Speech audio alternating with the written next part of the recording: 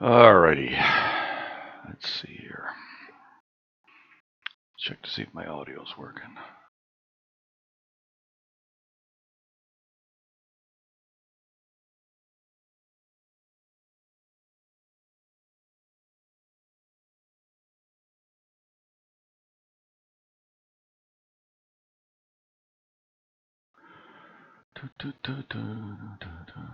Yep, audio's working. Alright. I'm going to go after Comet 2017-01 tonight. It's right here. This is where the scope pointed. It's pretty close to center. I'm just going to leave it. And let's see, I got to set this up. Open sequence. No, I don't want to save that. Click on this one, open. And let's see here, we're going to take, I'm going to start with a long exposure. I want to see what that looks like. I'm going to do 2 of them. And then I'll start my tracking sequence. I need to reset this. Reset the sequence. I only want to repeat twice. Let me check my browse. Yep, should be there. Good. Make sure I apply the latest profile. Standard setup. Alright, that's on. Let me check my gain. 400. We'll take 2 5-minute shots just to get the background. I'll turn that off. We're guiding good. In fact, the guiding's excellent.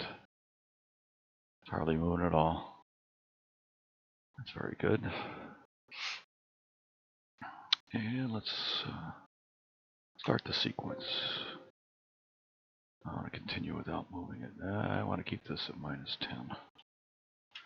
Running the camera at -10 degrees. It's cold out. It's actually below 0 Celsius here. In fact, if I look at my focuser, it's probably -12. So the camera is actually warmer than the ambient. But that's okay. -10 will be good.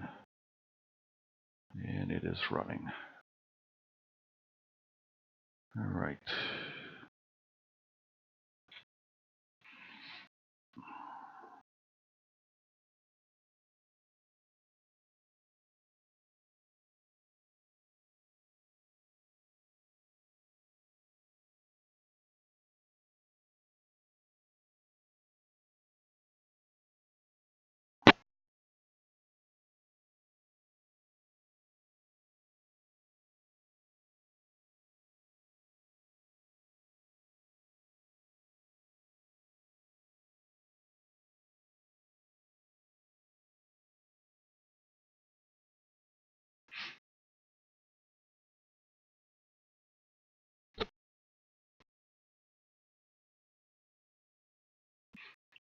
Focus is good.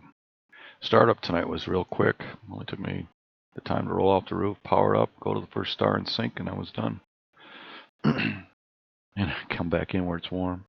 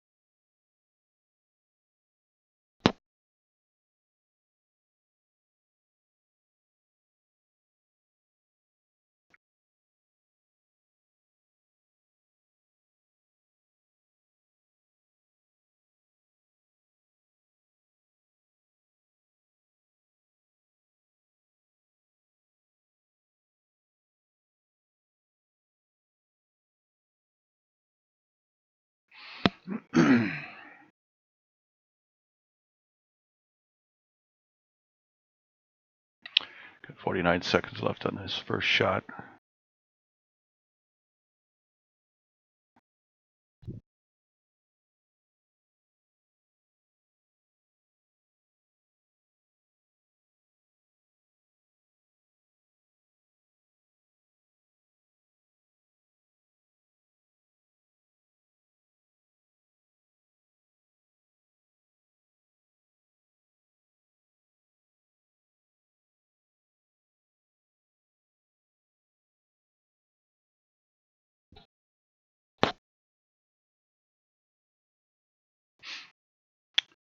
Everything's working really good.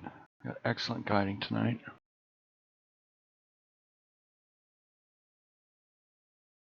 I mean, this is plus or minus 1 pixel. Looks like I'm like plus or minus half a pixel.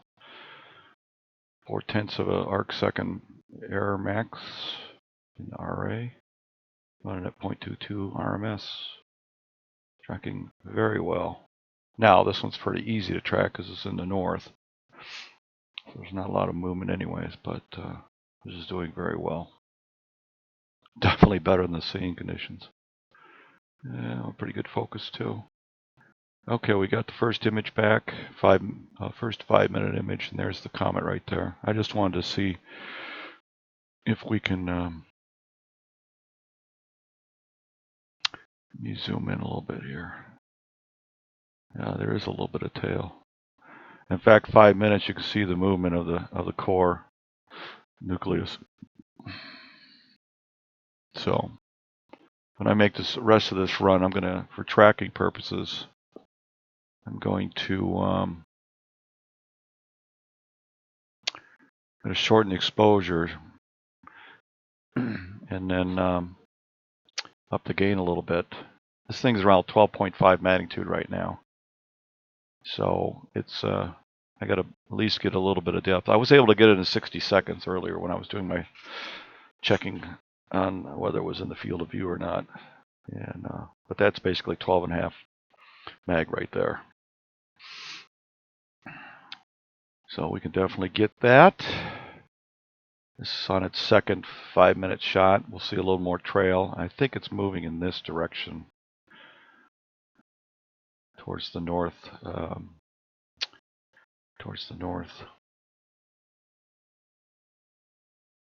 What I want to do is cut this down to 60 seconds. I'll up the gain to 500.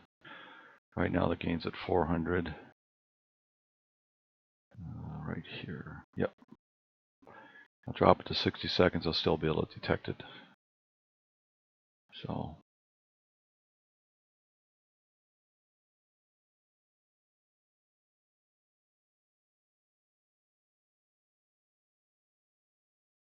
this won't be real exciting, not big pretty pictures, but it's one of the things I've wanted to be able to do with this system is to track transients like comets and asteroids. I can move this. Can I move this over here? No, that's right. It's on the other one. I'll just stick it right here.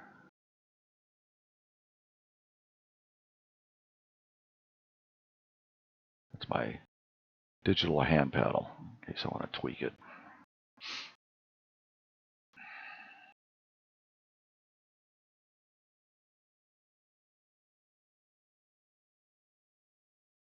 If you have any questions, feel free to type into the text window.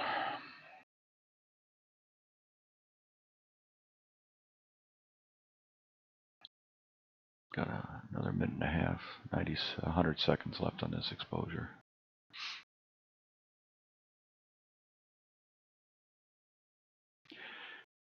As soon as I verify that it's moving in that direction, I may move the field of view to here so I can traverse over the entire chip over a period of time.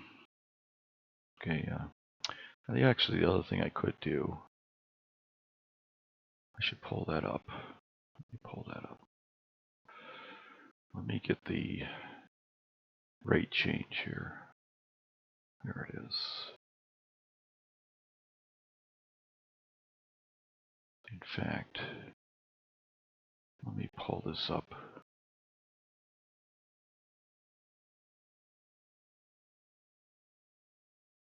Why is that? Nope, that's not what I want to do. Let me do this. I want to pull up another version. Check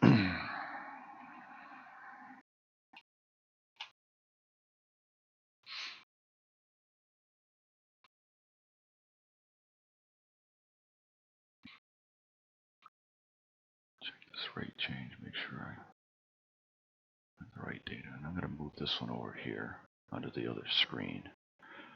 I've got the sky up in both my main computer and my laptop. That way I can look at stuff while the other thing's going on. And what I want to do,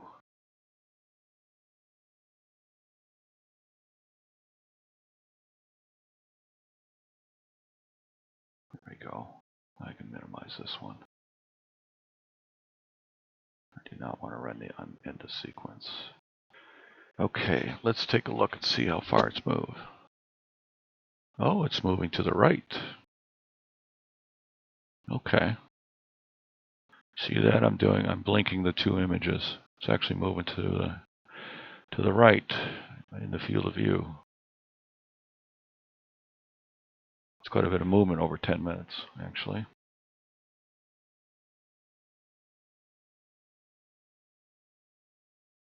Message retracted. Wonder why that happened. Huh.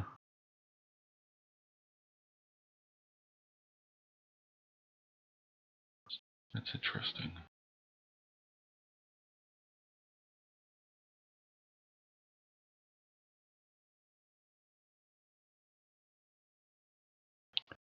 All right, hi Steve. I see you're online. It says Apache 6th grade Observatory and then message retracted, so I don't know what that means. Anyhow, I do this blink compare between the two images. It is moving to the right in this field of view, so that's actually pretty good. Let me do something here. I want to take a look at this. See if I can detect any tail in it. I'm not sure. Remember, this is in FITS format before it's debayered, so it's not as best resolution as when you get it processed.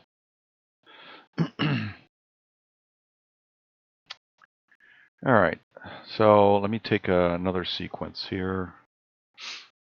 I'm going to change this to 60 seconds and take 10 of those, another 10 minutes, but this time we're going to up the gain to 500.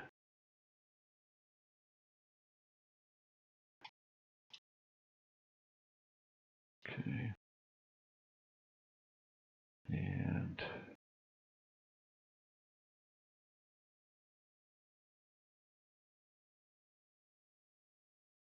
I also want to set the tracking rate for the comet itself. So I need to do that, and that is done in here.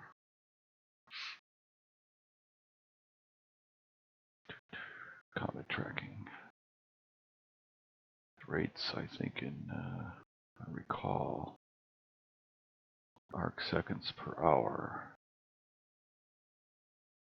Okay, so now I've got to come over here.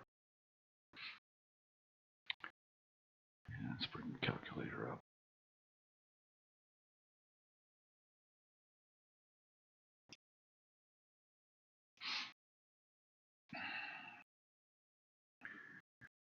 These values are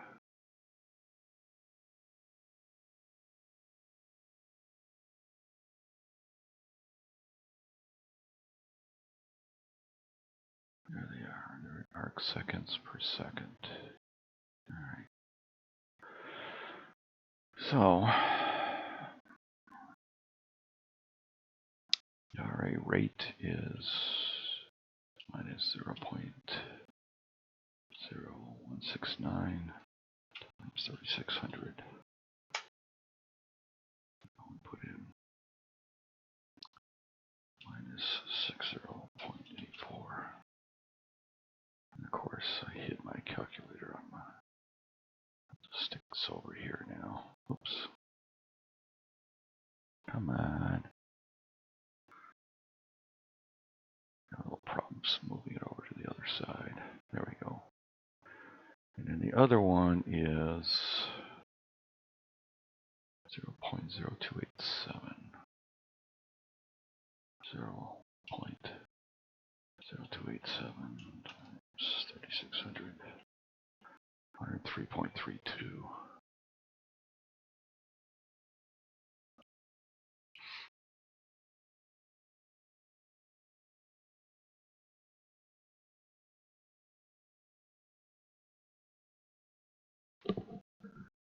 Enable that.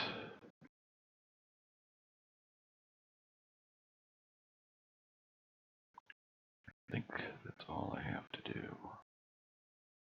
The tracking should change according to that rate. Unfortunately, the star probably may move off the field of view. I'm not sure about that, so let's resume the sequence and start it.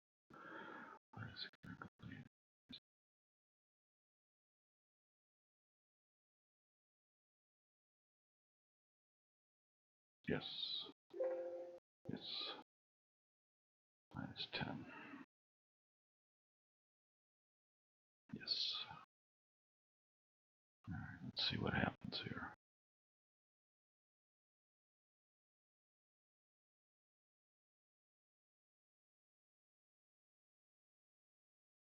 I need a bigger monitor. It's a 34-inch monitor. You need to change the on the YouTube lower right-hand corner in the gearbox. Change the resolution to 1080p. It should be a lot clearer. Yes, I do need a bigger monitor. That's why I got two of them actually. The primary is 34-inch. The other one's only I think a 20 or 24.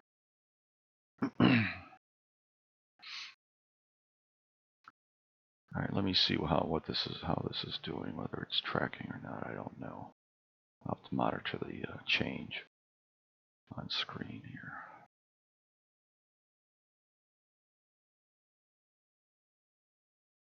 Oh, I gotta just maximize this.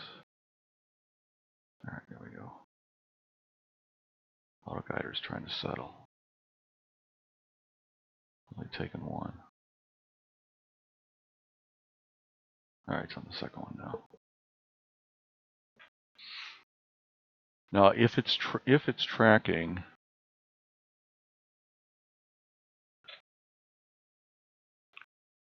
if it is tracking on a comet rate, this comet should stay in the same positions. The star should move in the next frame. If I've done that right. It's been a while since I did this, several months.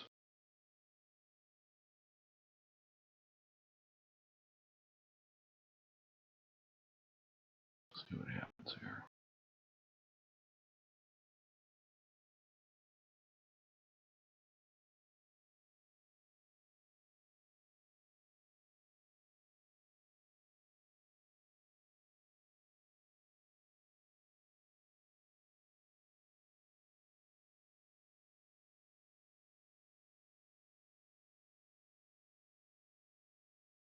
I couldn't detect any motion on that. Let me see if I can detect anything on the stars.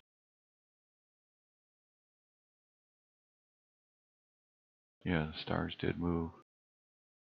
Okay, we're tracking on the comet now. because the stars did move down. This is moving up to the right. If this is done, if I did this correctly, this star should be moving in this direction. I'm just comparing the previous two.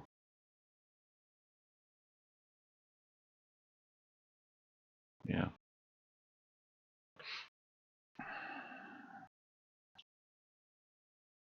Oh, hi, John. Oh, boy. Getting the crew together here.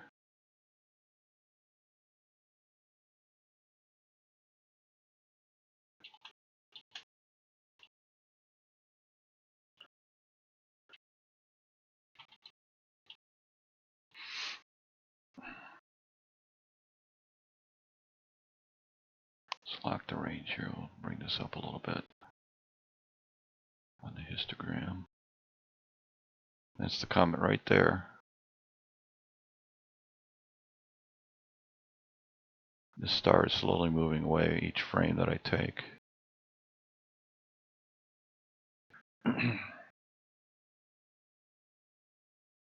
You'll see the star move at the end of this one here.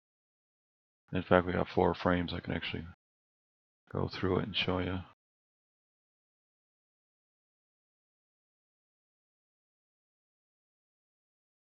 Yeah, we're definitely tracking on the comet now. Cool beans. I'm going to up this to 20.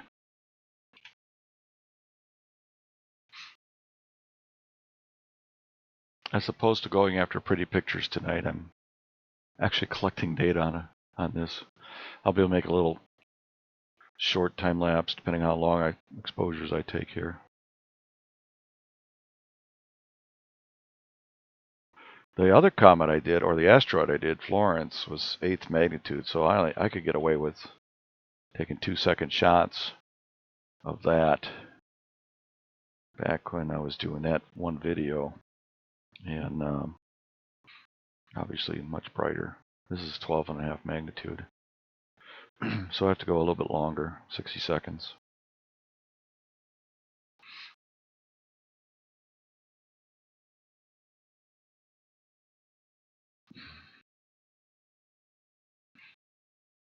Look at that tracking. It's excellent. This guy's moving off though. I think it's going to move off in that direction. It's not moving a lot. Looks like my focus is starting to change. I'm going to turn my... This could mess it up, but we'll see. See what it does here. Let's start this up and see what it does. See if it brings it back in.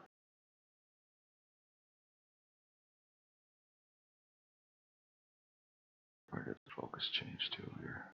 3662.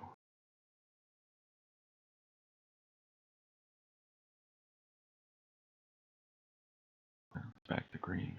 Thinks it's good now. Okay. I'll let it stay on there. I'll leave this turned on. It's still a little tail on there. That's actually a pretty good for the for the on-axis guider. That's not too bad. And we're not going to be too critical about this. Hello, Rodney.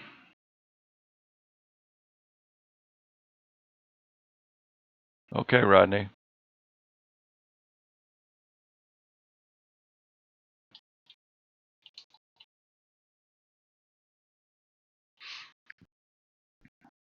Just to give you an idea on that tracking, I've got the scale up as one of the scale's in pixels, so there's plus or minus a pixel there on the upper and lower boundary here.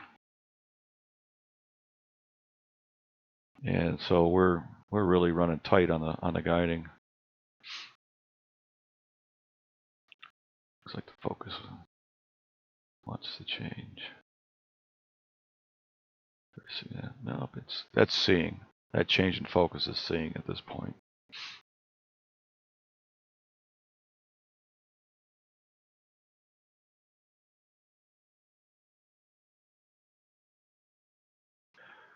Usually the tracking is it'll hit these two boundaries kind of regularly, but the tracking on this is my pixels are 0.8 microns, or 8 microns, and I believe it scales to less than an arc second, if I recall. Let me see if I can set this up a year ago. Let me see where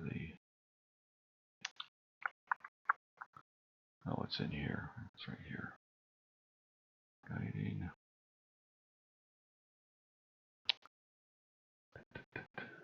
Camera.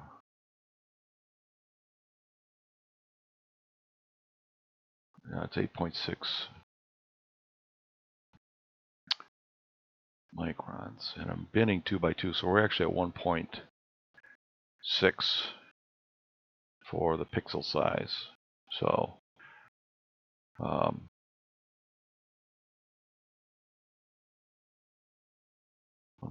microns because I'm binning at 2 by 2. I'd have to calculate what that is. It's less. It's about an arc second, maybe 1.5 arc seconds is the upper and lower limits. So we're close to seeing conditions here. Okay. We've got, let's see how many we've taken 8. So I'm going to go back through these. So when you were tracking on stars, and then we track the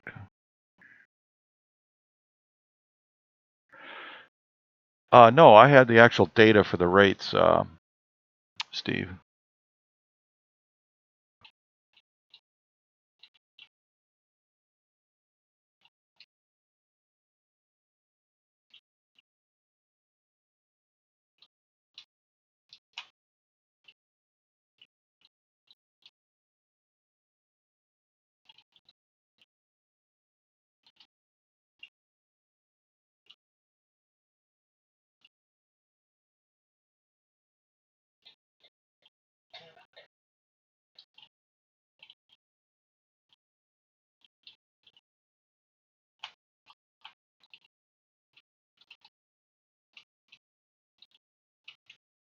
So it tracks from the guide star, and it introduces that offset rate in both RA and DEC.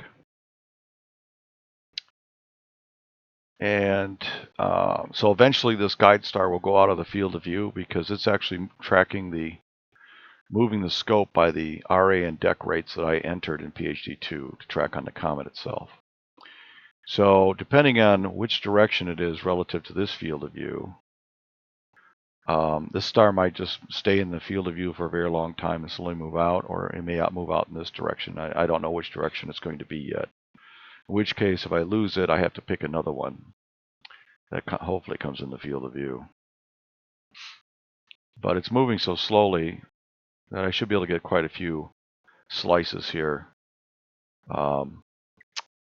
before this guide star disappears.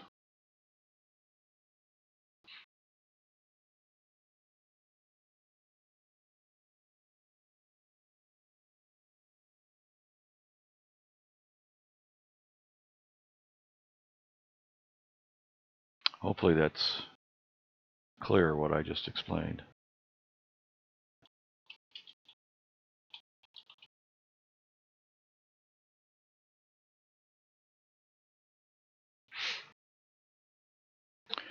So basically it uses the guide star as the point of reference to shift both an RA and DEC at the rate that I entered.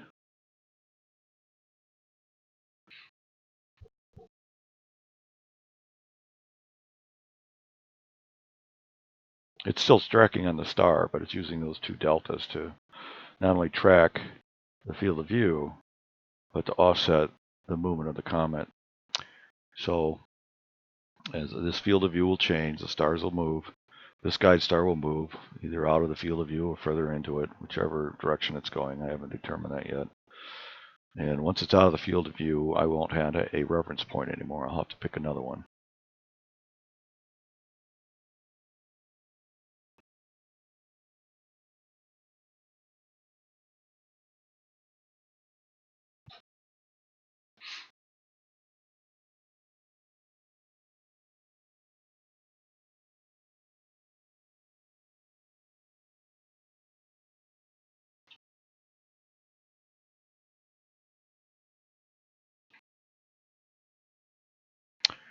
Time to meridian is over 6 hours, so the scope's in good shape.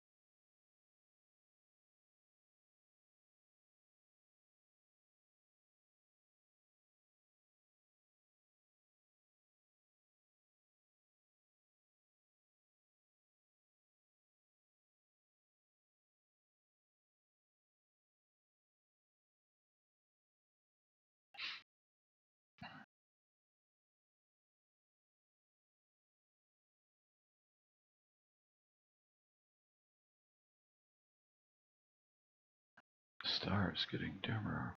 I wonder if I'm getting frost or clouds. It's not supposed to stay clear all night. We just don't know when it's going to cloud up. I may go check because this thing's starting to fade a little bit. I want to see if we're getting some cloud cover coming in. I'll be right back.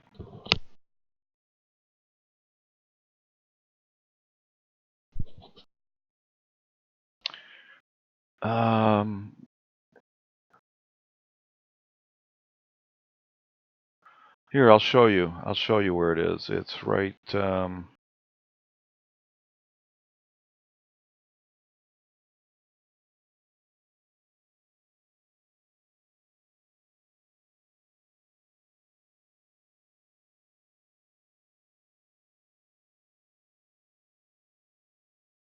right there. Here's the Little Dipper.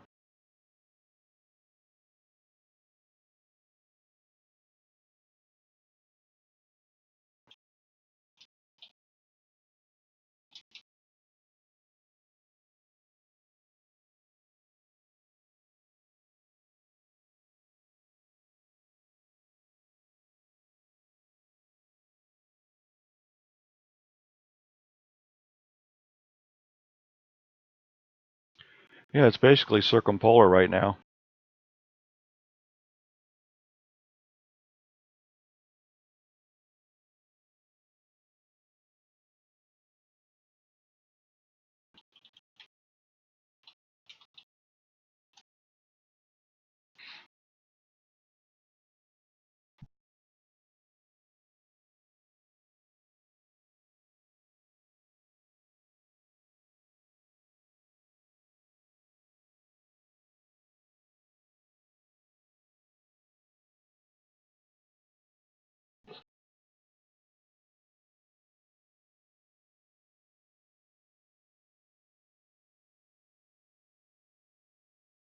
You're welcome.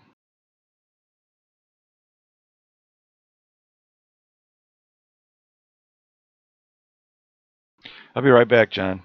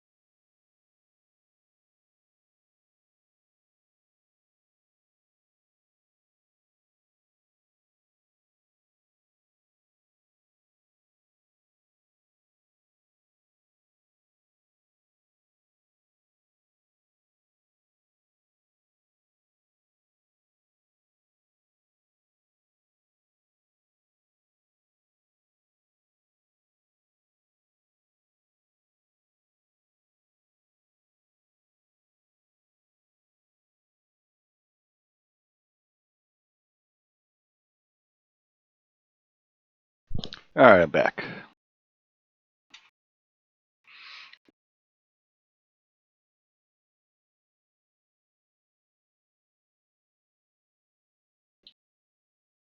Make sure you're at 1080p.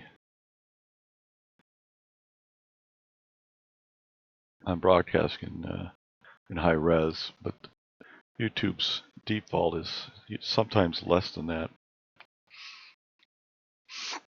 Excuse me.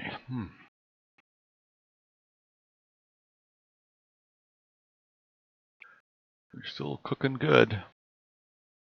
I got the system up and running in about less than 10 minutes today. Went out there, I'm having problems getting the roof off. It's really hard to push. Gets hung up on things. And so that took the longest amount of time.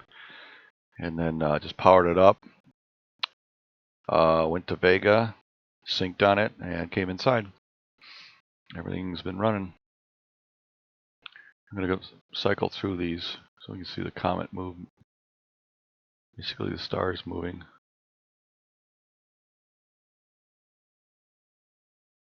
Yeah, this will work out pretty good.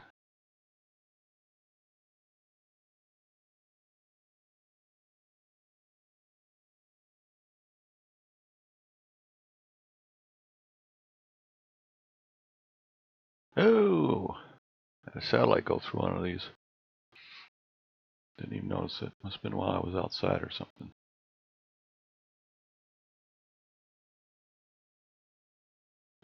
The next thing I got to start working on is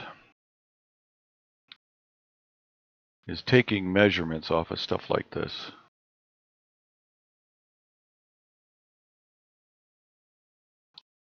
Be able to measure the magnitude and the movement.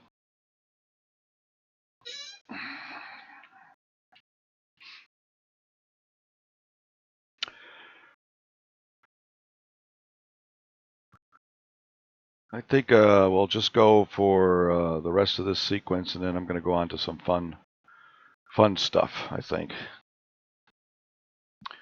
We'll see. Depends on what the audience wants. I could go after 6946 again. Let me see where that's at.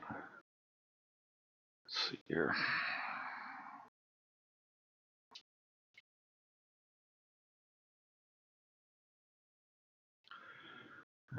It's going down in the west. Let me center that.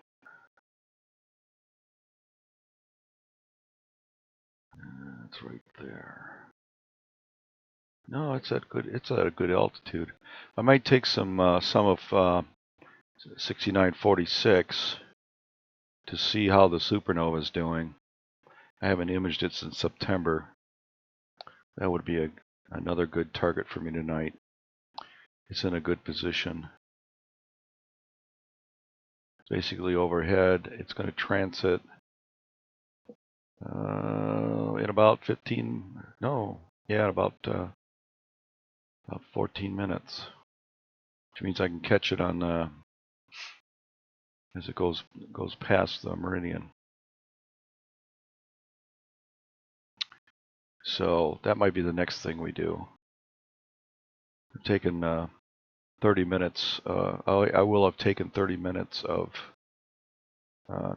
this comet, and I'll be able to do a short little motion video. It's only going to be 30 frames, so it'll be at 30 frames per second. It'll be a 1 second video, but I'll stretch it out a little bit.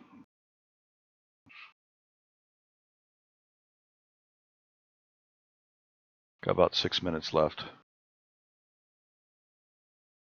Just downloaded the next one. And then we'll go, I think I'll go over to 6946 and take another set of images of that and check out the supernova.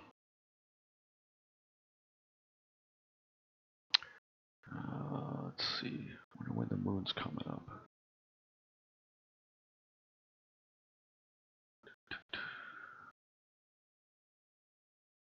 Let's check, see when the moon's coming up.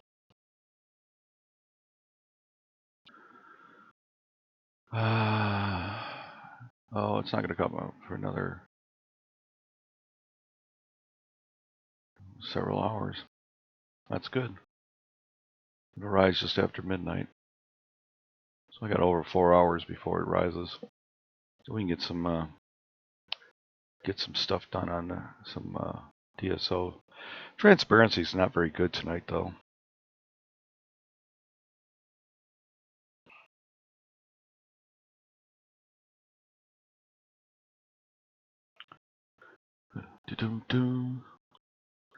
Got another 4 or 5 images here of this comet.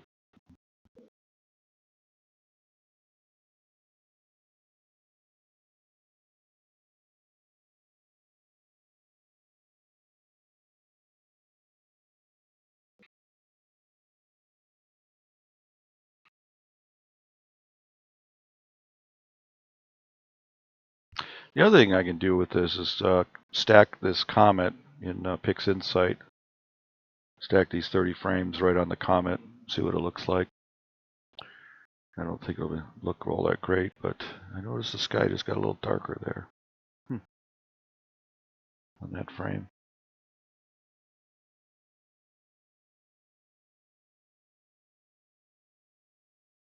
Yes, Sky 6. I purchased that.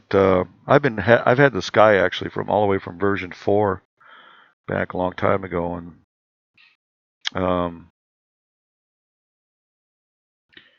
I had the Sky 6. I don't know, 17 years ago, something like that. Whenever it came out, and I've never upgraded. I hadn't used it for so long. I decided to reinstall it, and then I found a telescope API that was built for it, so it could run current telescopes. So that works pretty good. I'm not sure I want to upgrade to Sky 10 or not. I'm not sure it's going to get me anything more than what I've got now anyways.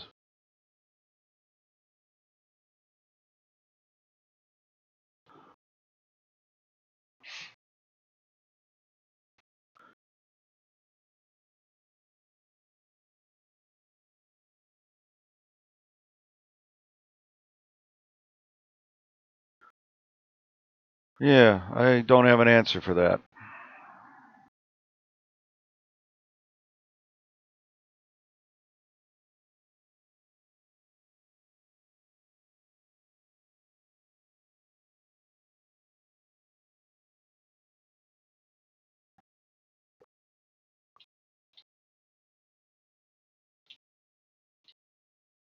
It's probably the YouTube rendering.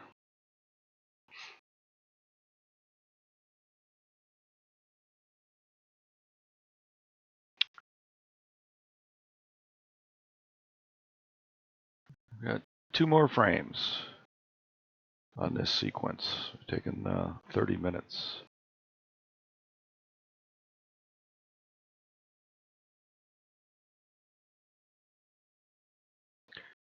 You guys want me to continue on the comet, or are you okay with us going to something a little more interesting?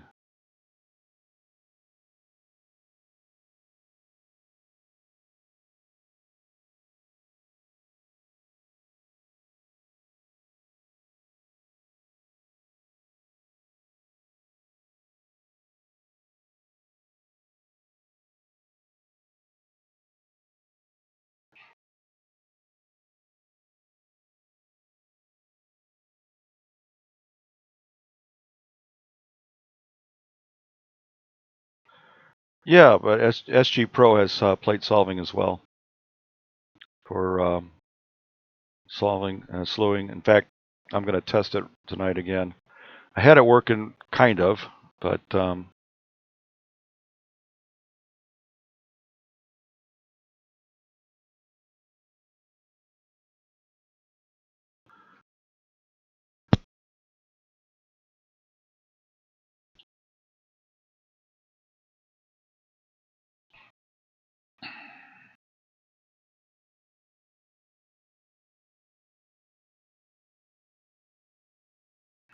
But the SkyX probably has good plate solving software. For SG Pro, it actually uses a plug-in, the Plate 2 solver from what's it? From PlaneWave. So I'm actually using the PlaneWave plate solver.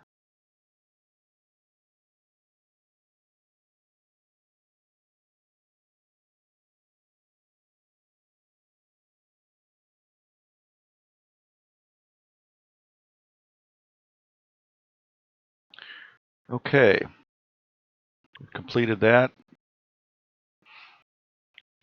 Now I'm going to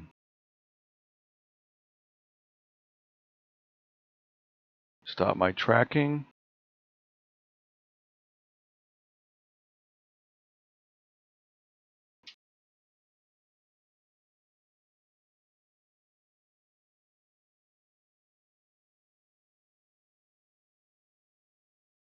Let me check something here before I do this.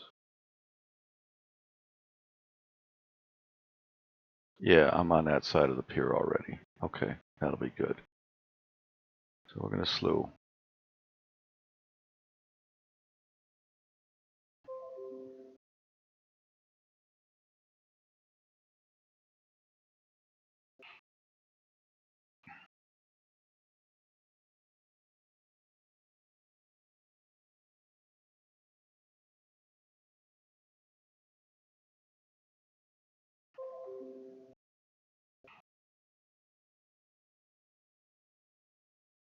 All right, let's do a file, open sequence.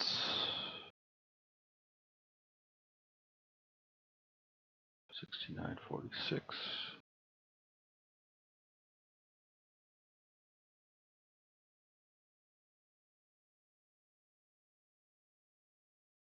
And let's check that. That looks correct. Let's take a 60-second exposure. See if we got a guide star.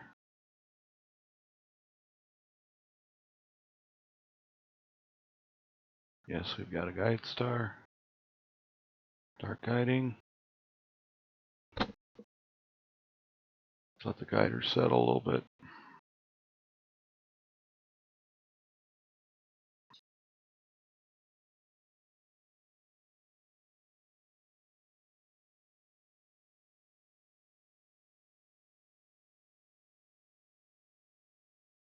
Okay, let's take our 60-second shot, see if it's in the frame.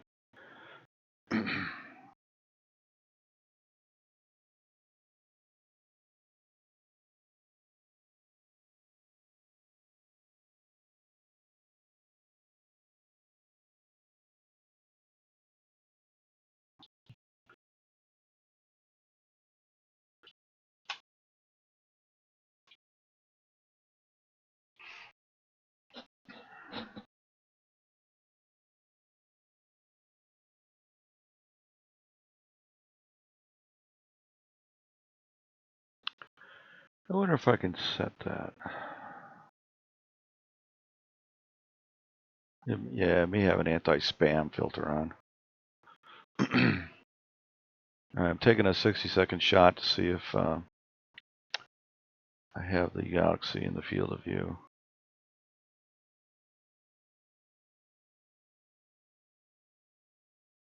Downloading now. Yep, it's right in the middle. It's right there. How's that for pointing accuracy? Right there. I love this mount. Yeah, this is awesome mount. Okay. Let's see. We'll start with. I usually take 6 images of 5 minutes apiece. It gives me 30 minutes. For my supernova stuff, I can actually just take one. So we're tracking pretty good. I'm going to start this. Let me check one thing. We're 2 hours past meridian, so we're good. It's actually going down. Start the sequence up. Yeah, I want to continue on. And we'll keep it at minus 10. Yes. And off we go.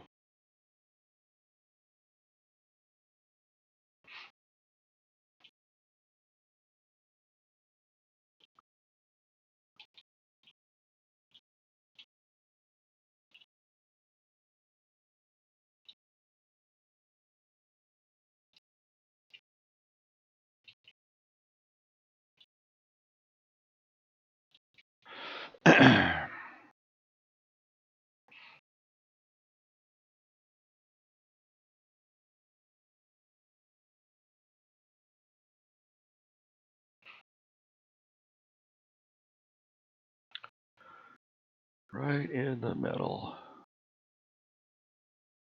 Steve, I'm so pleased with this system. Got it tuned. It's working well. Even though I took it down, 3 weeks ago or so, and went up to Boone with it. It did okay up there, except the wind was giving me problems. So I brought it back here, put it back in the observatory when I got back, and I had to wait a couple weeks. And it was just this week was the first time I had a chance to polar line it, build a new model, I had to fix the collimation because it had moved during the travel period. But it pointed great last night. It's pointing great tonight. I'm so glad I put this system together. It's been a lot of fun.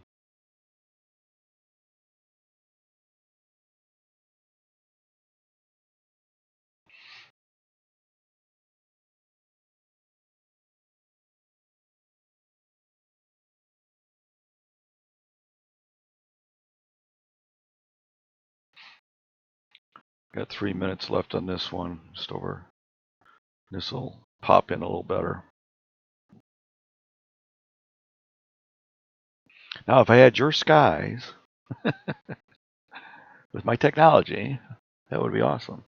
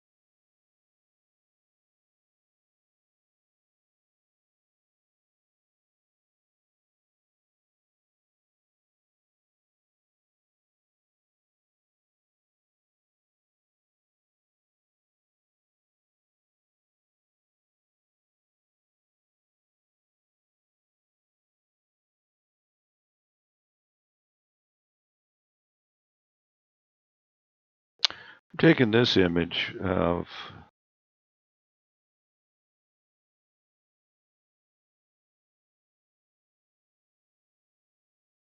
that's interesting. I don't know why.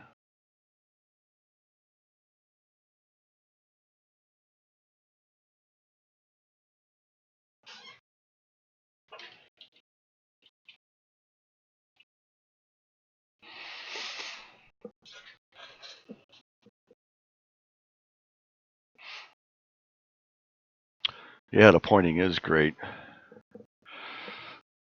I love it when a plan comes together. I've really enjoyed this thing this setup since I got it. Had a lot of fun. It's been working the way I've always wanted a system to work. Obviously, there's improvements that could be made. My processing for one, sky conditions for another.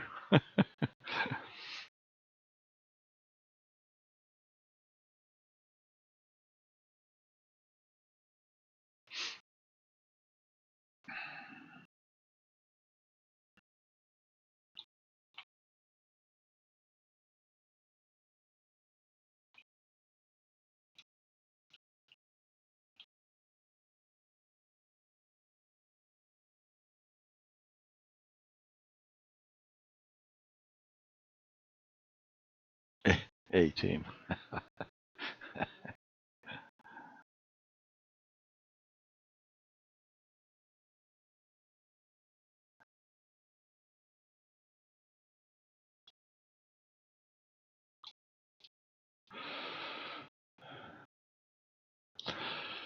Oh, I know. Yeah.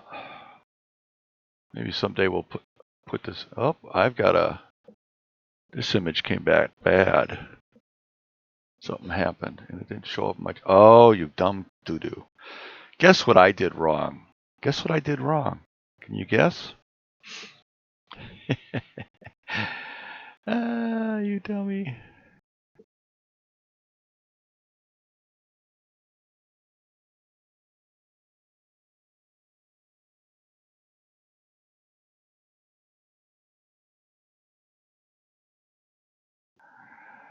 You know what I didn't do?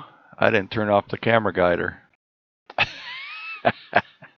I mean, comet guiding. So, what an idiot. Let me check it. Where was that? Comet tracking. I have to disable this now. What an idiot. See, the whole 5 minutes I was tracking at the comet rate. All right, let's check this again here. All right, we got a guide star now. Let's start tracking. Let us mark this one bad. Yep. And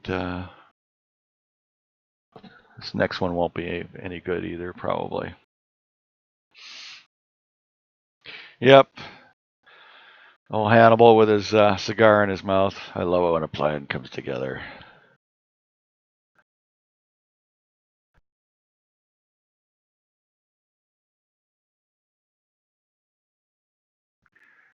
$65.43. Let me check that one.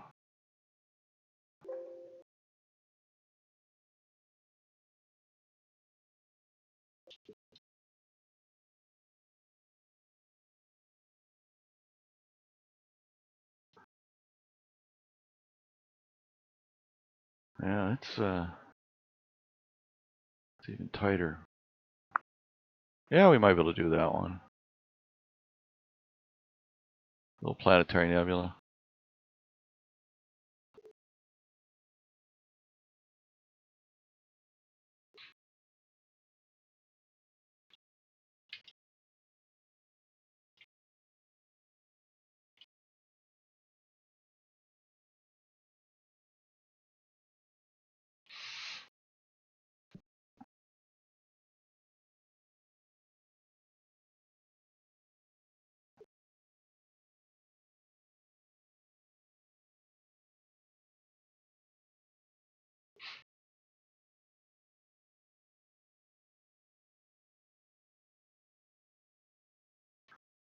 All right. Let's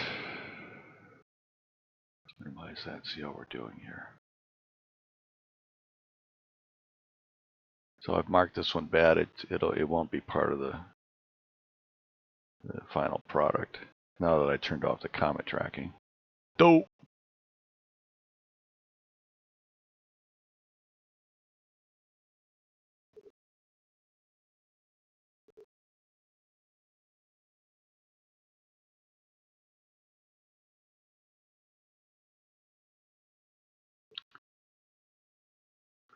In fact, let me start this over. Abort the current sequence. Yep. And now let's start it over again.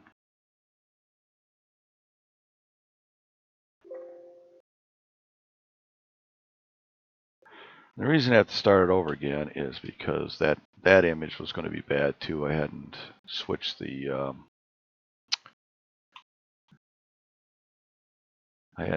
the comet tracking rate off in time. It had started the next image, so we'll start this one again. There we go.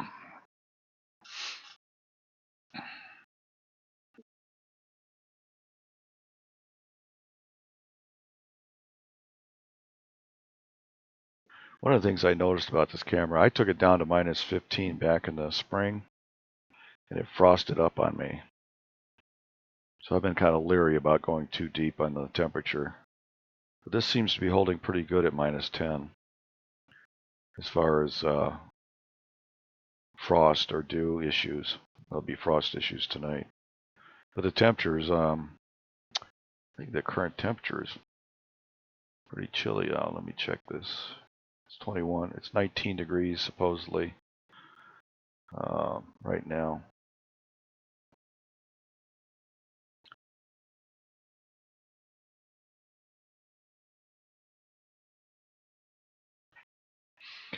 Yeah, I might have to get my system out at your place and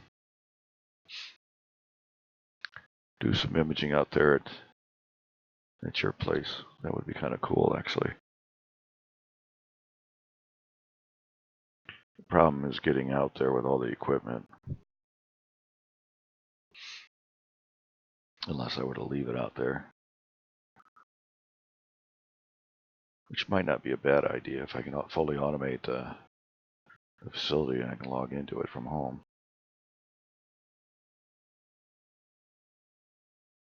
It's a possibility.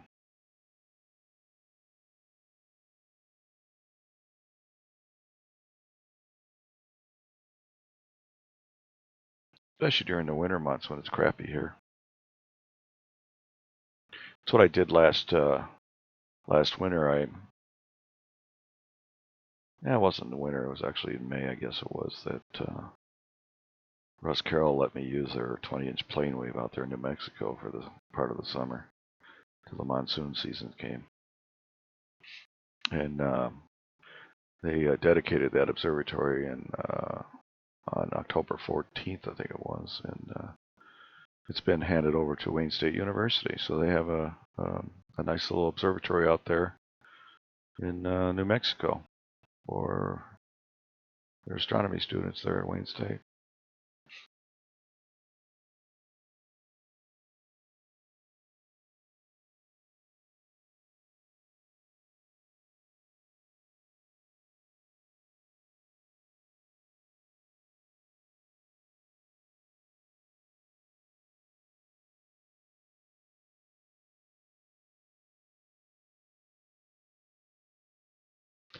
Five minutes actually may be too long. Sky background is such that you get quite a bit of sky glow. Notice the darks are off the frame here. Bring that down. We're actually saturating in the sky. They're not 100 seconds. The first image will be up.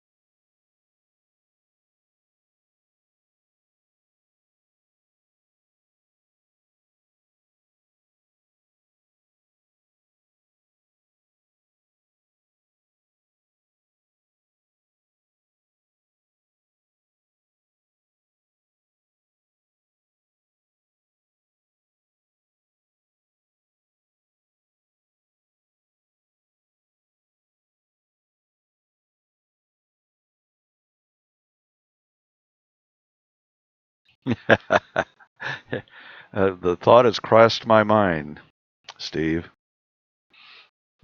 As soon as I win the lotto, I'll hire you. You can do this stuff full time. I just don't have those kinds of resources right now.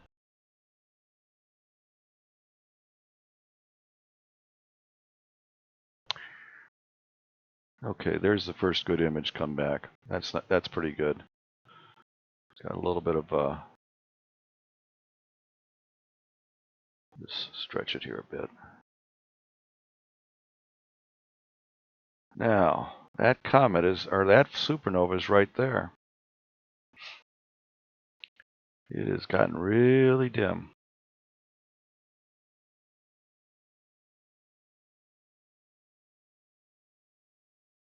This is good.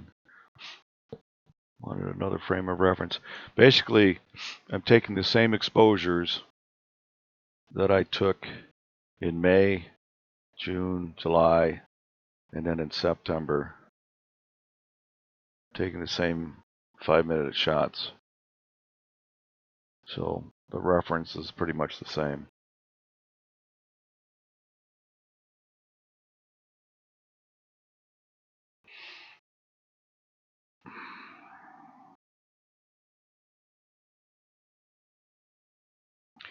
Actually, I've been looking at roll-off roofs. There's that company in Ohio that makes them. And I've been thinking about possibly hiring them to build a new one.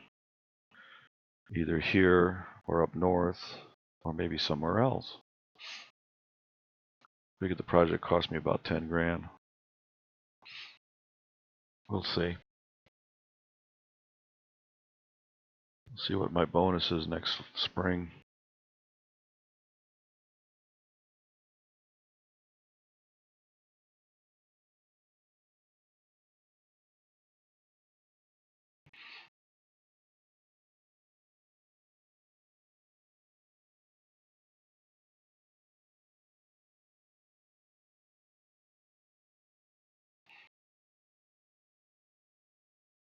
That single image I could use against all the other ones to identify this supernova.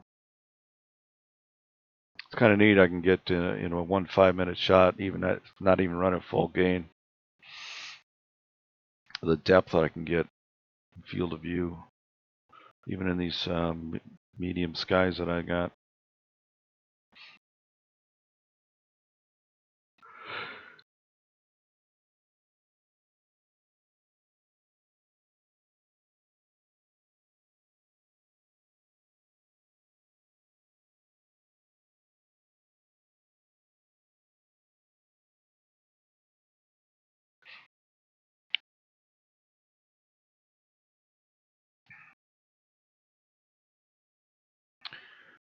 Yeah, I'll show you the comparison here.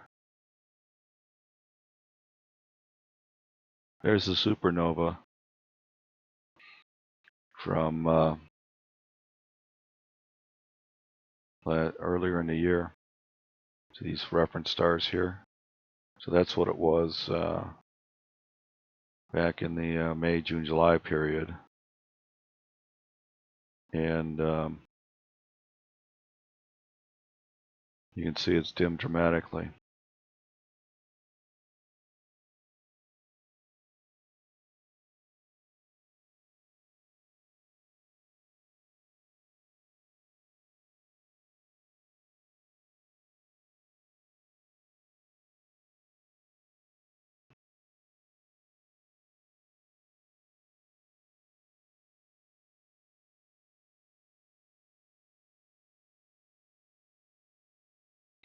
Yeah, I mean, I built mine.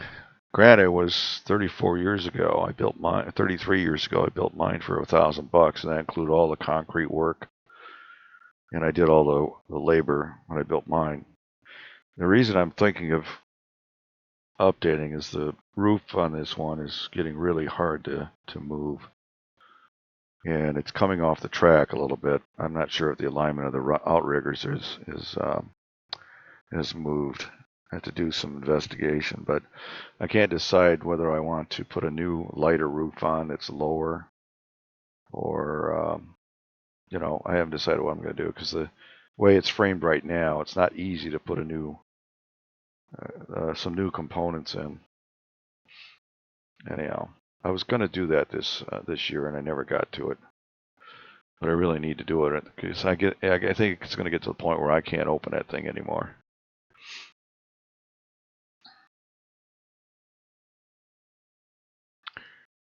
So the big part of it is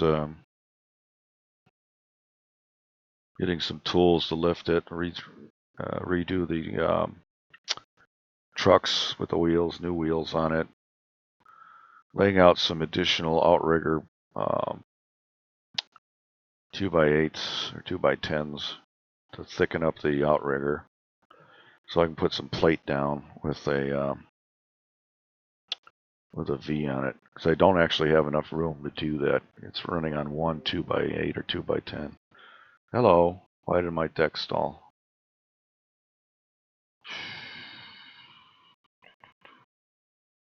Check my guiding, see if it picked up.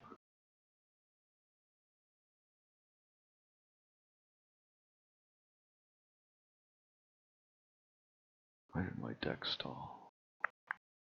Must have only stalled for a moment.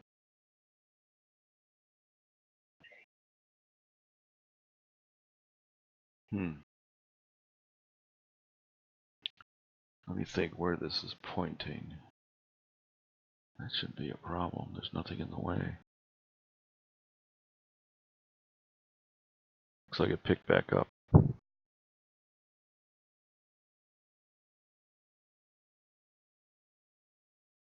Alright, so we got 2 frames.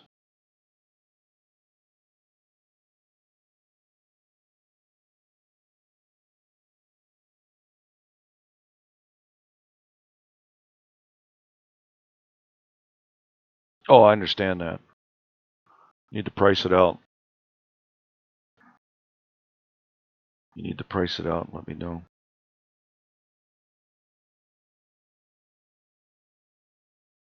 Even if I don't put my rig down there, still I'd like to know what it would cost and see how much I can contribute. Because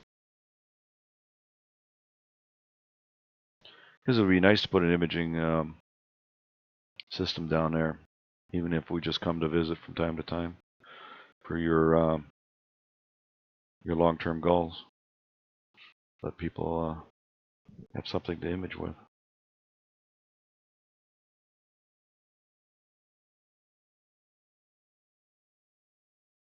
I'm on board with the idea. I just, if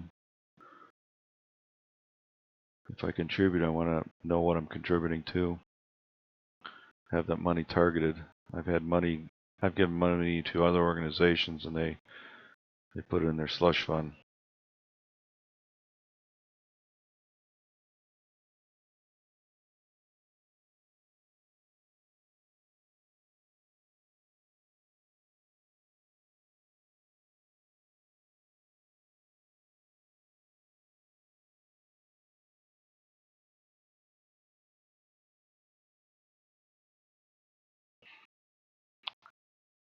We are on our 3rd frame.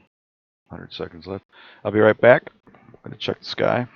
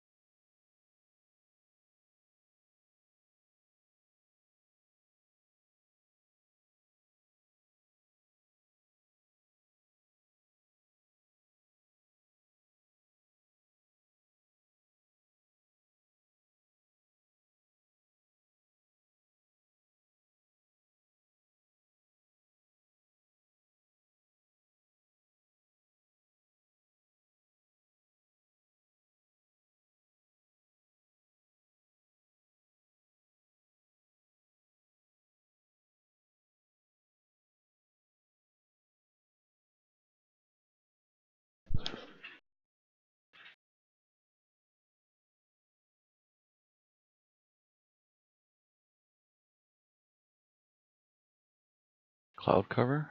What has been cloud cover through now and now? There's some clouds coming in from the west. That's what I wanted to check. They're off the distance. They could be here within the next half hour or so. We'll see.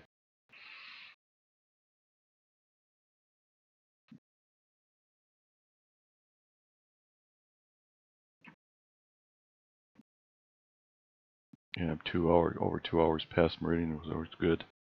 We're pointing in the west. See, this thing tells me lots of good stuff. Once I figure out how to use everything that's in here, I'm thinking it'll be cooking. You need time it in the sky to do some of this testing.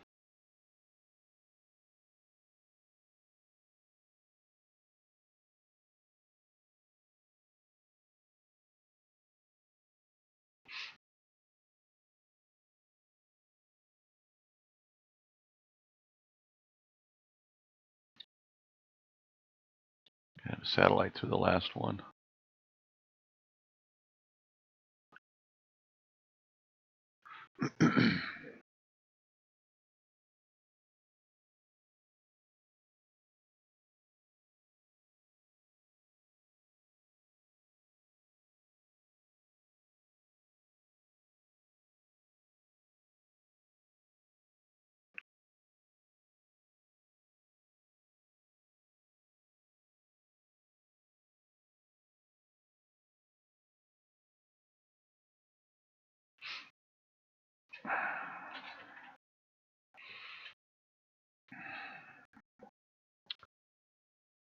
$15 more minutes.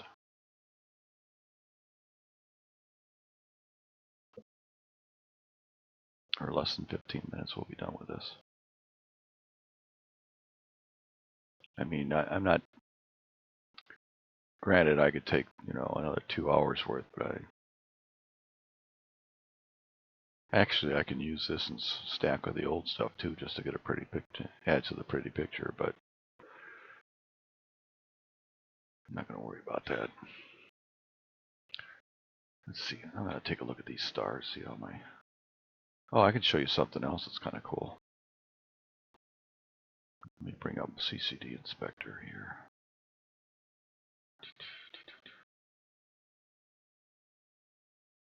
Yep, I'll do that one next.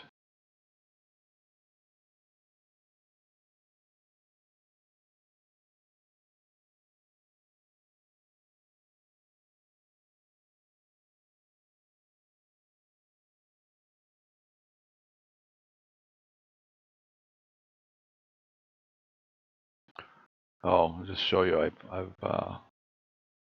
I still have these left on the on this computer, but I've got May and June on my main computer. And I've been taking some of these, of this about every month or so. Anyhow, what I was going to show you was I want to look at see what the curvature looks like on here. Still 62 degrees above the horizon. Oh, this is pretty good. Pretty good. Yeah, 5.5%. There's almost no tilt. Collimation's dead on. Let me see what the magnifier says. Oh yeah, scope is in good shape. It's in good shape. Everything looks good. Let's do a 3D plot on it.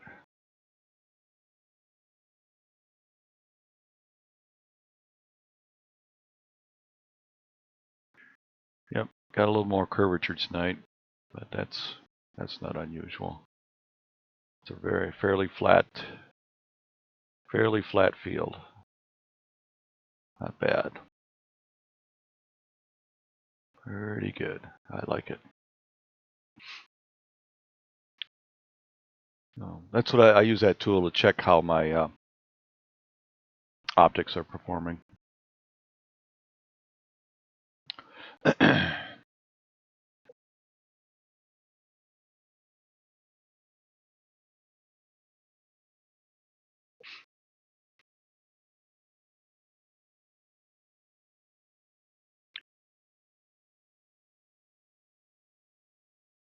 Yep. Less than 10 minutes. We'll be done with this one. And we'll give this other object, this planetary nebula, a shot. If it stays clear all night tonight, which it's not supposed to, I'll be putzing around doing all kinds of interesting things. I had today off. It was a holiday at Ford. Looks like my, let me check this. Yeah. I'm not even using my access point that's halfway out. I'm connected directly to my router here in the house. It's got a pretty decent signal. But I have an access point halfway out there. I don't know why it's weaker than the primary. It's kind of strange.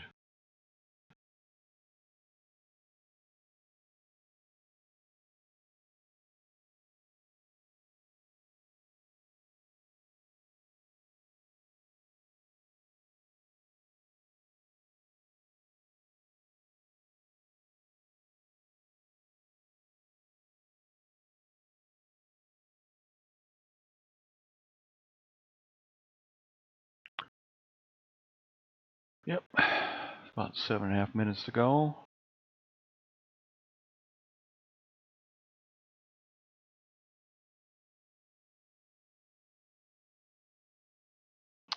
Yeah, that thing's gotten really dim.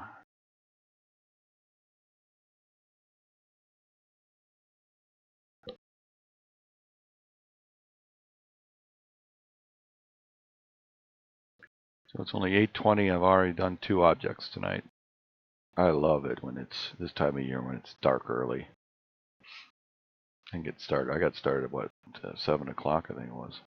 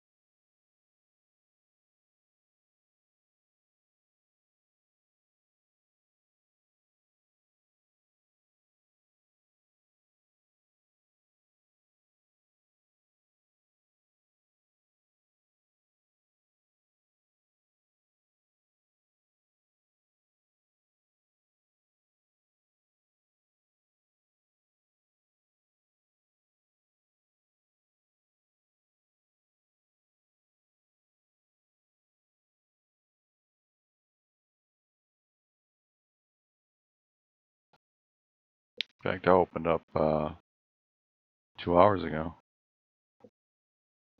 before 7 o'clock. I think I was up and running by 7.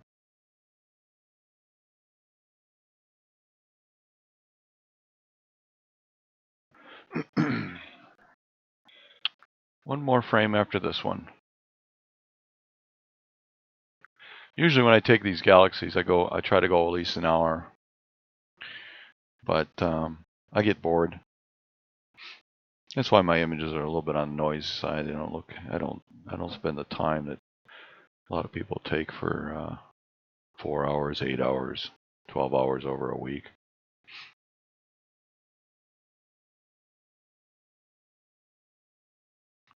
So we're on our last frame here.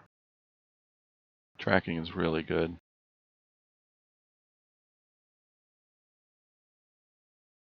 I've had nights where this thing bumps up over 3 from time to time. A wind gust or whatever.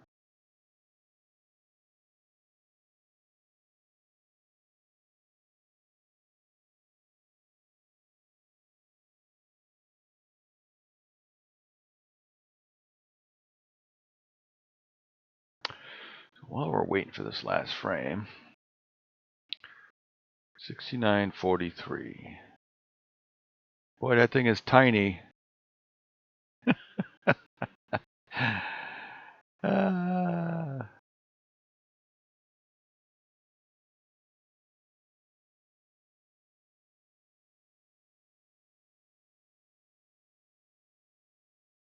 It's also pretty low. Hopefully it's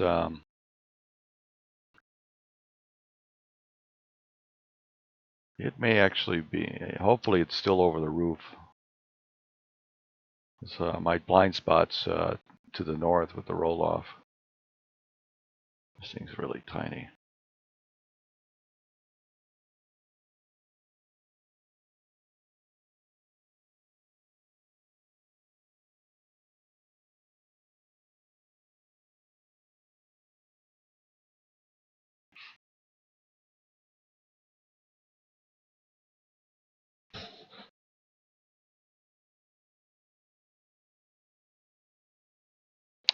I'm actually running a little too long for the background. All these SARs that are saturated. It's only a 14-bit A to D. My top end is 65K. Maybe someday I'll get a real camera. Tee-hee.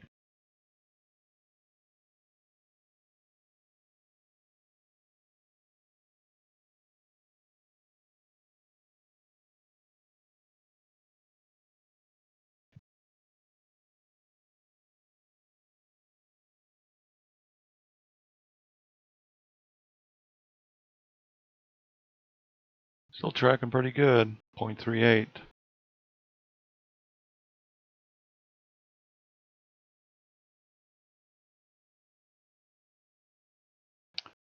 I'm tracking better than my seeing.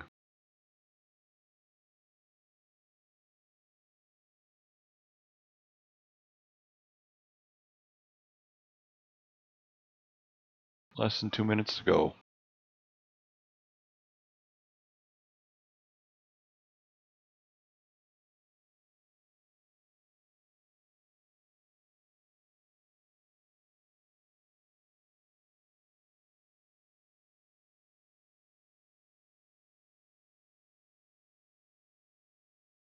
In the wintertime, this is the way to do it. I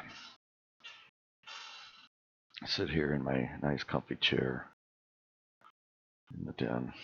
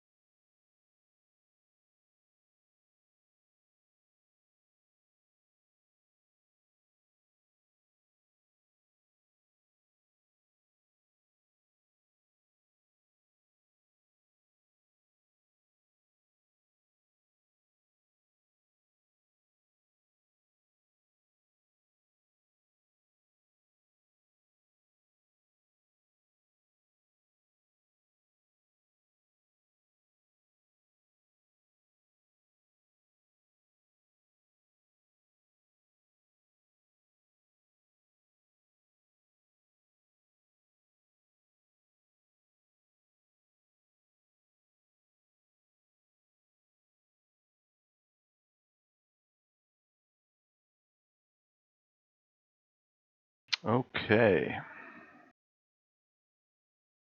We're done with this one. Stop the auto guider. Let's slew to this guy.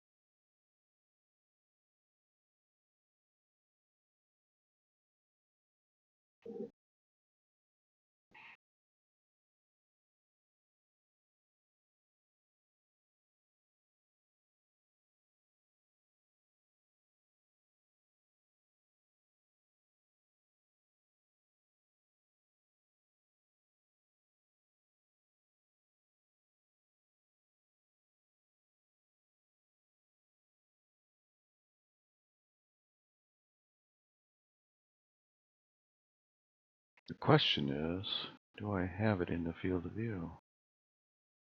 Pretty tiny. There, is it there? Where is it?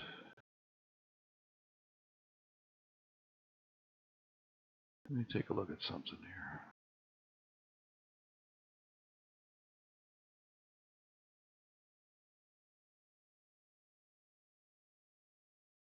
Right there next to this big bright star. Magnitude's that star, 9th.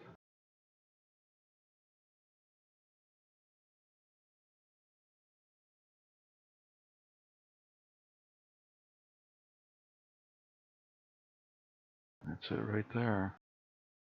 There's this little gobby-doo here too. So, take a look at this.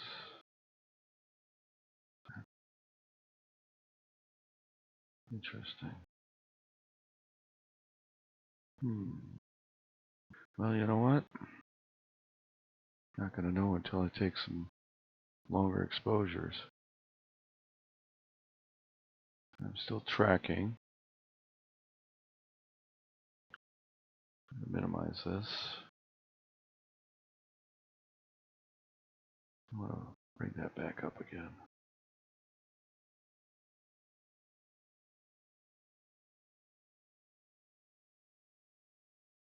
Yeah, it might be. I've got a galaxy off here too, I think. PGC. Yeah, I've got like 3 things in field of view. That PGC is 16th magnitude. I think that's what this one is here. Anyhow, let's start this up. And yeah,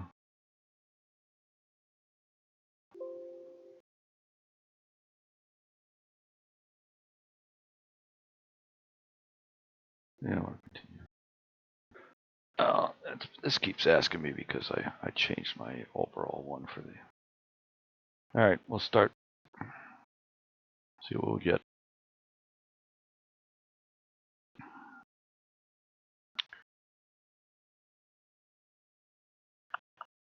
While that's running, I want to take another look at this.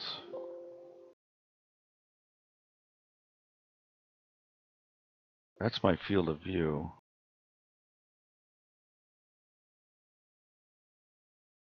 This guy's 16.8 magnitude. This guy's 30th.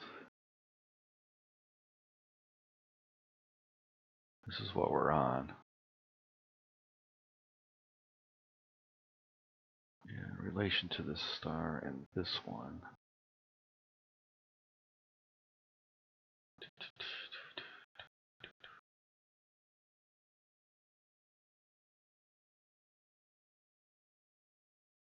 What's this one over here, maybe? Let me zoom in on this again. See, I don't know if that, I don't think that's it, but it could be. I think it would be up in here. Because this looks like a galaxy. Let's look this way. Let's wait for the 5-minute to come back. This was only 60 seconds. There's another object right there.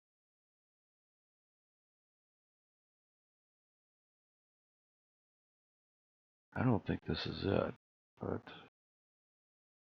could be. So we've got 3 more minutes on this one. We'll see. No, I know I'm saying the galaxy that I think that's that galaxy. I'm not sure, but see, there's a galaxy down here, quite a ways off from it. If I use that as a reference, this should be on the other side of that star. So if that's the reference, it would be, I think this is it right here. So it may not be centered. We'll have a little better view here in a minute. I think this is that little filament. I don't know. Question of which star is that? There's 1, 2, 3.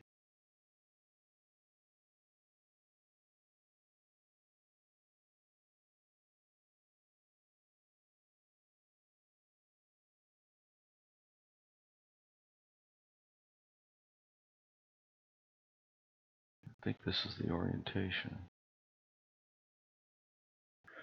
Not sure. 2, 3, maybe these there.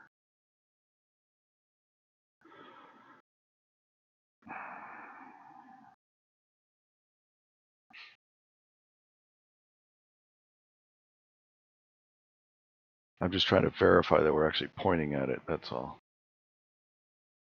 It should be. The pointing's been really good. It should be right near the center here.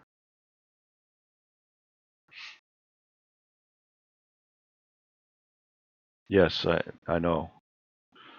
That's what it said in the sky. It was magnitude 8.2, but really tiny.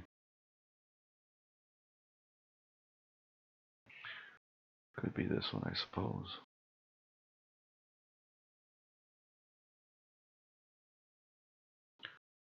You think it's this one?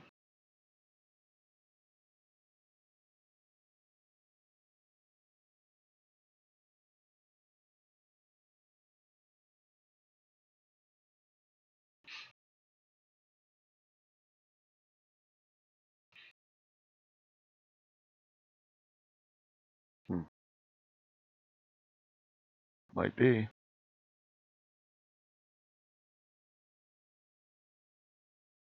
I didn't have to slew very far. I would have expected to be more central. Well, that might be it. There's all kinds of other stuff around here. We'll know in 15 seconds, I think.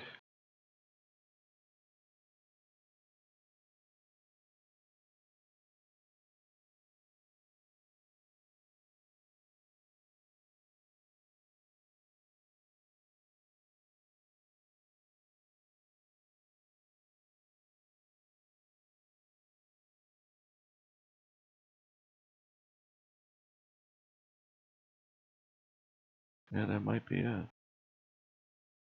something here, too. I didn't think it was that far away. Well, maybe it is. Let's take a look here.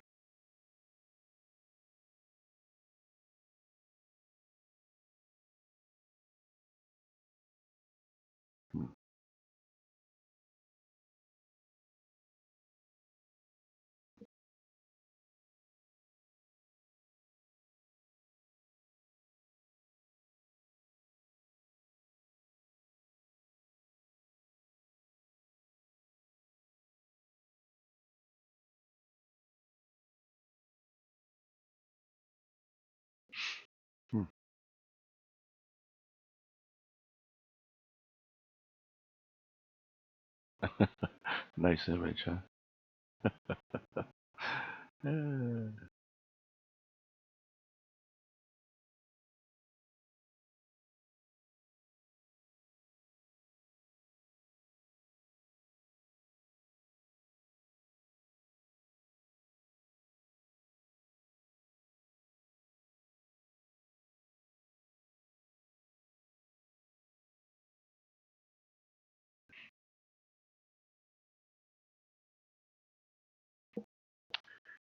Well, let me do something here. I'm going to pull it up.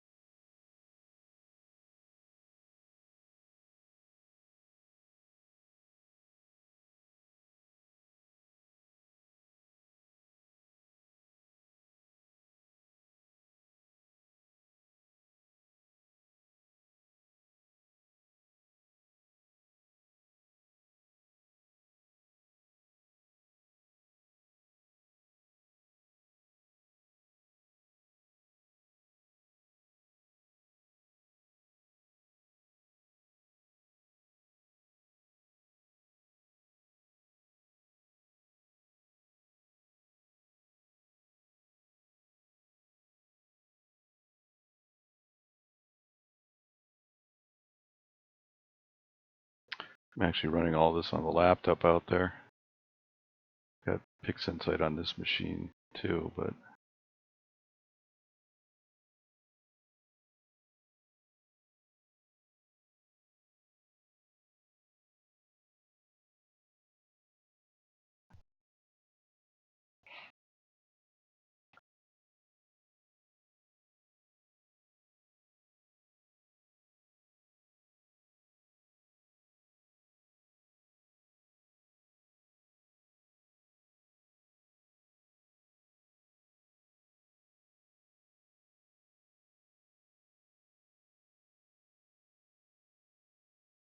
I'm just going to stretch the hell out of it just to.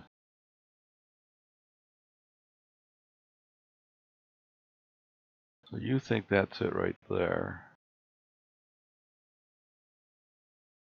Interesting. I'm not even sure we're actually on it. That looks, although, yeah.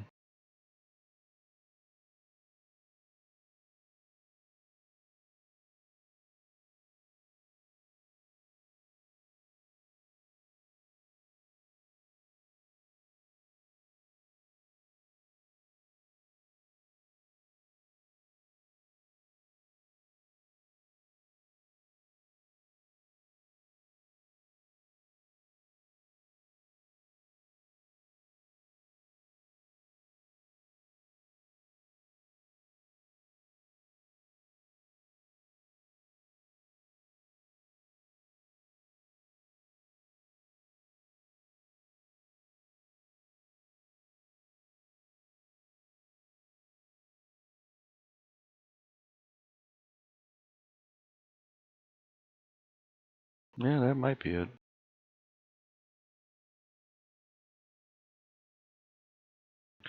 We're just doing some. Wait a minute. Yeah, that might be it. Let me take a look at something here. Question would be, well, that's the central star. What is the bright? It's got a bright bar through it, basically. I don't know if I'll ever pick up enough of the whole overall thing, but we can take a. Yeah, it looks like it might have a little diameter to it. Yep.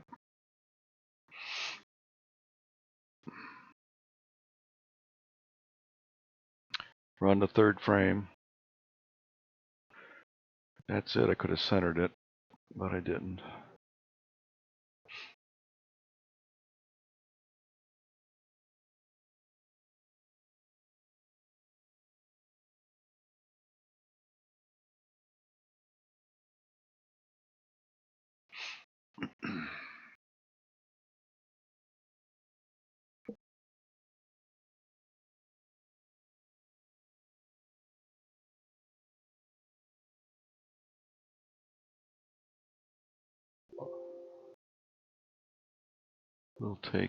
We'll stack all 6 of them, take a look at it when it's done.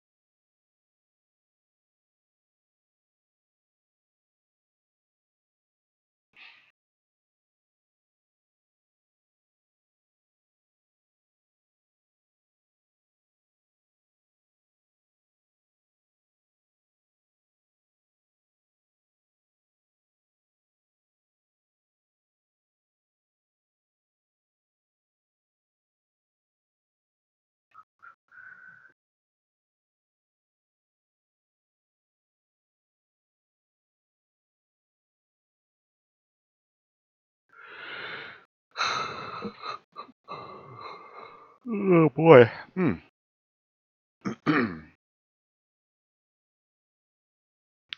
says I got 18 minutes left on this. Where are we at right now?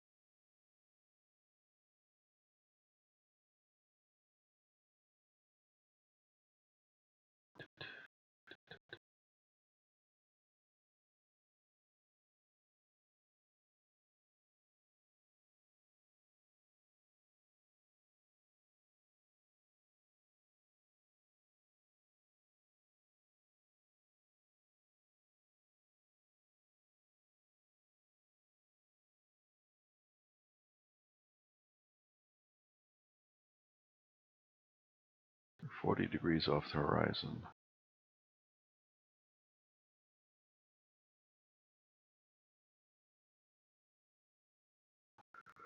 Yeah, I don't think we're quite to the roof yet. We're only 30 degrees off to the north. It may actually get roof may actually get in the way. If I were to go much more than an hour, I may actually dive below the roof line.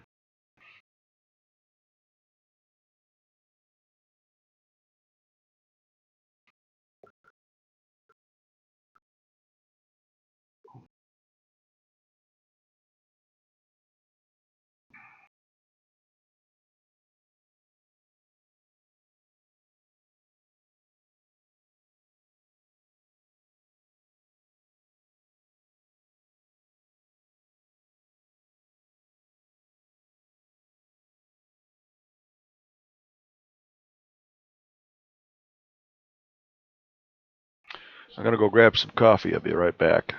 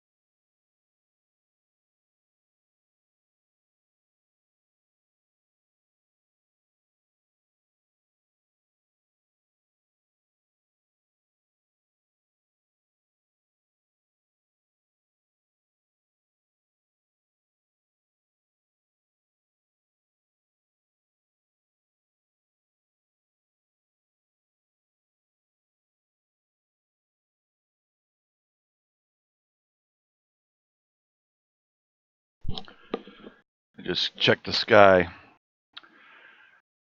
There are clouds from the west are coming in. They're going to cover this soon.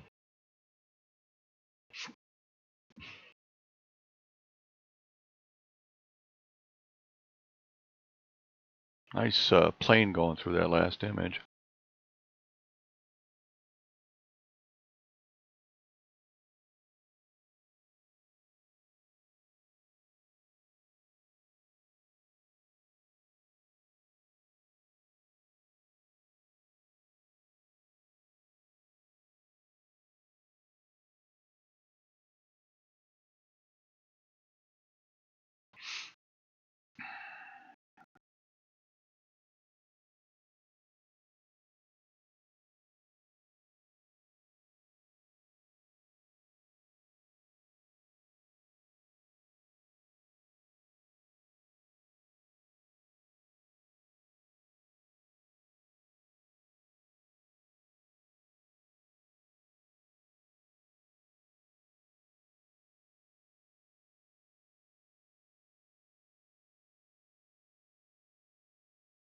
Yeah, the sky is brightening up there on that last image there.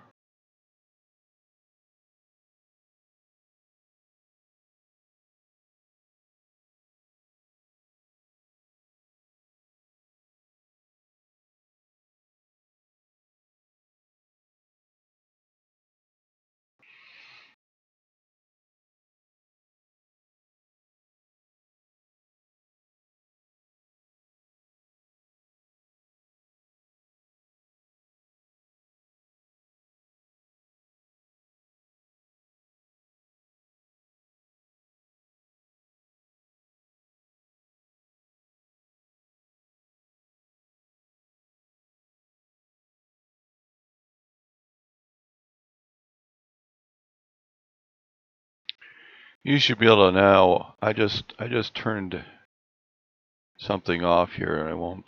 You should be able to type in relatively quickly now, as long as it took. It had a setting for stop span.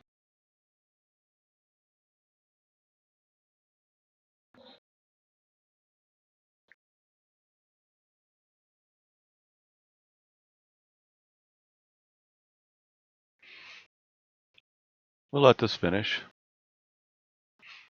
If the clouds take us out, the clouds take us out. One of the problems of living in this state. Grown accustomed to it.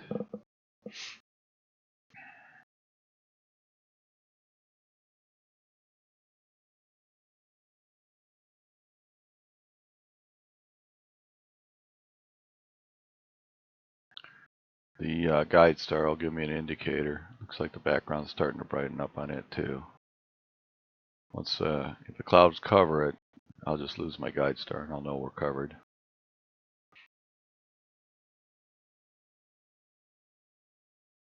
You should be able to type text in as often as you want now. I turn off the spam filter.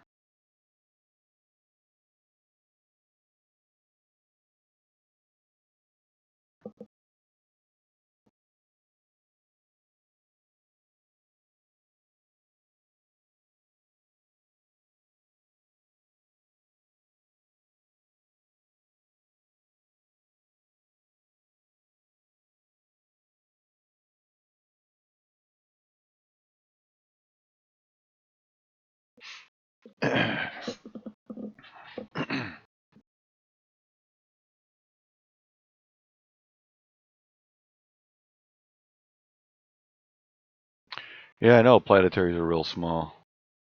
I love hunting them with my scope. Usually I can see the color in them if they're really tiny.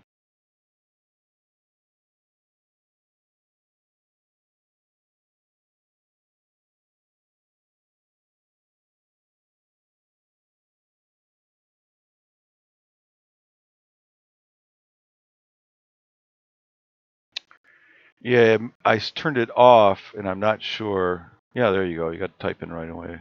What you having for dinner?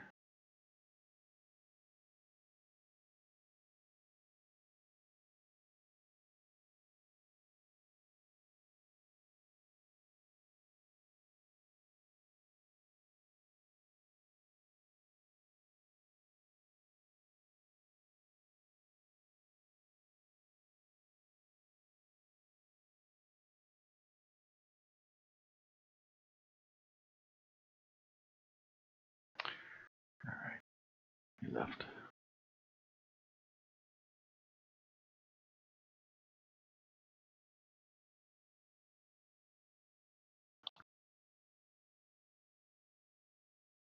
Yeah.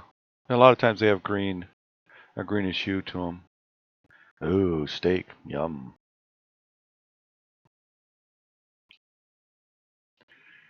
Little story, Roger Tanner and I would be out there observing, and I'd go to planetaries just to tease him because he's colorblind. I could see them, detect where they were at, even though they were tiny. He couldn't detect them because he couldn't see the color. But I could see the color even in my 10-inch. So, on a lot of them.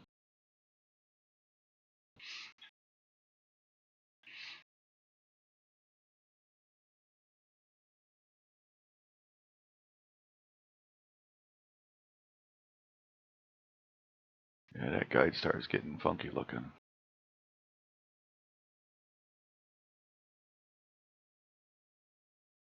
I'll keep this running as long as I can. I can up the number of frames.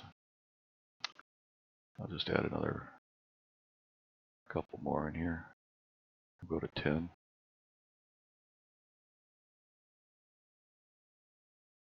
Just keep collecting.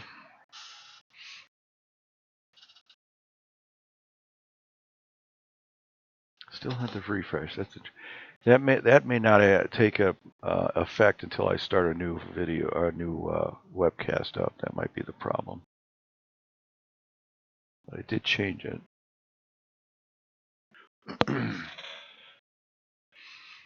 You can eat dinner and still watch. Tee.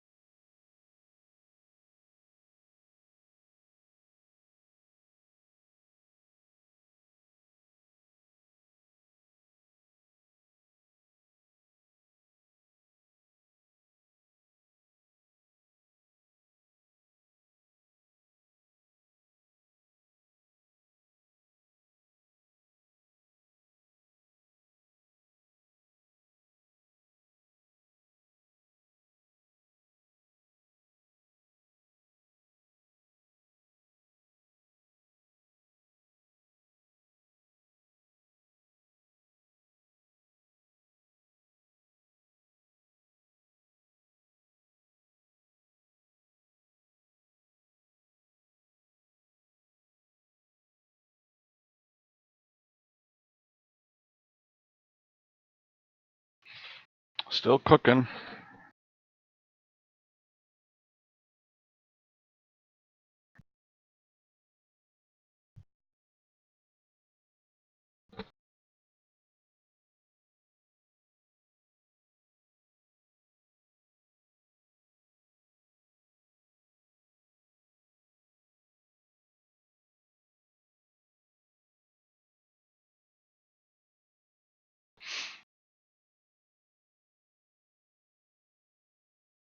I wonder if I can pull up DSS.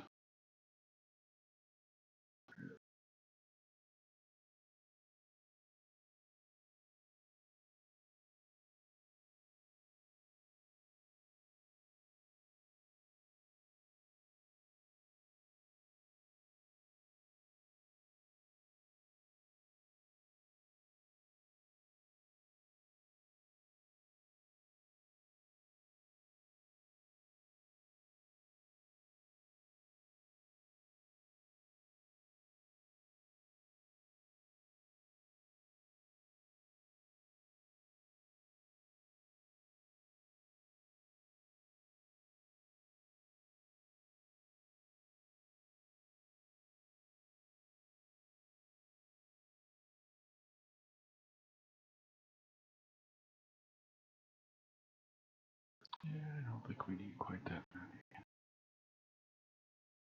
Yeah, yeah, that's okay. I guess we can do that.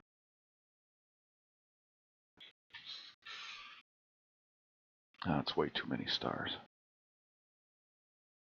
I'll drop that down later.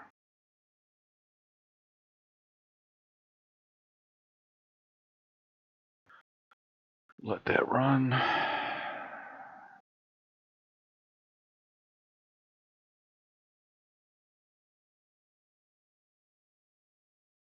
See how I'm doing on memory on this guy.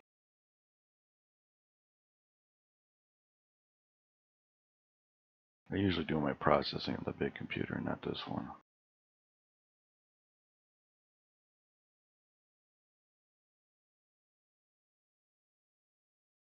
That's interesting. Yeah.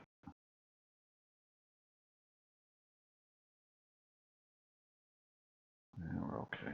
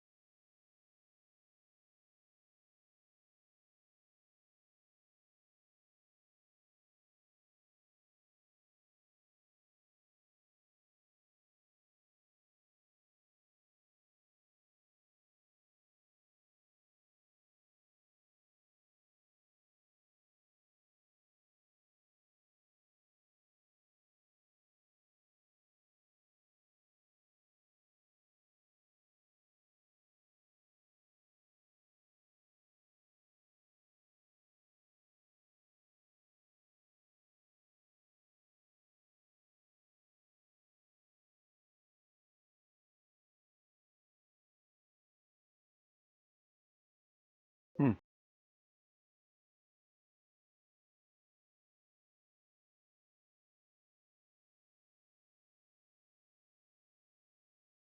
That's an interesting artifact.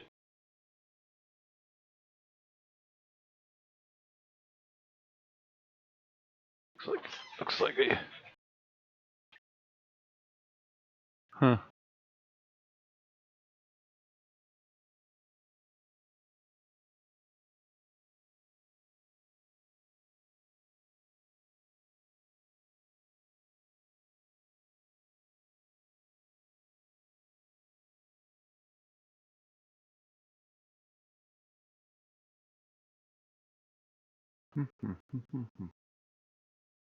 Wonder what that is.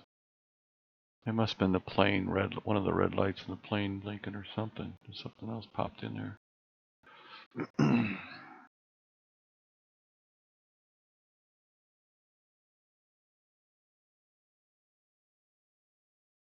that one star is really bloated.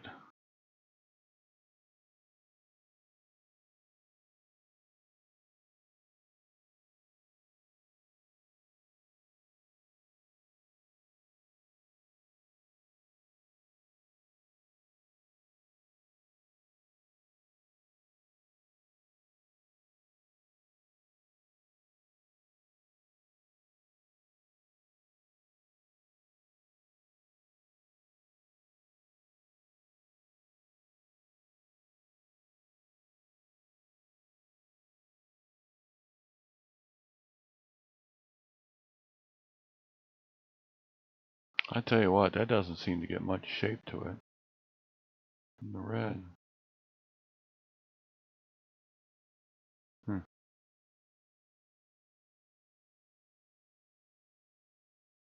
Hmm.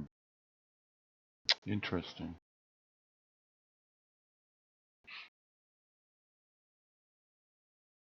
Alright, well, I'll just see how we're going here. This guy's just getting really overexposed. This is a tough object for this system. What I could do, I'm gonna pull this down.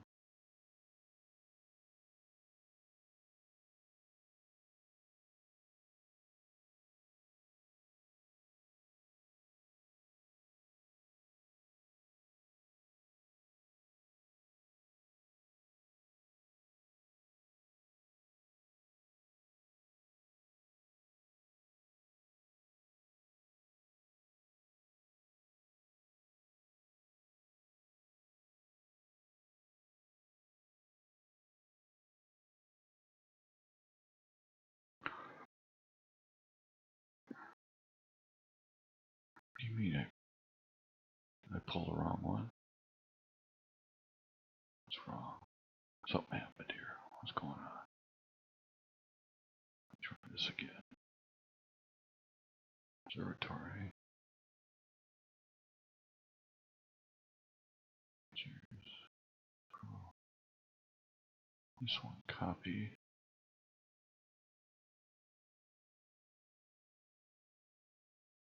Actually, I want to copy all of these.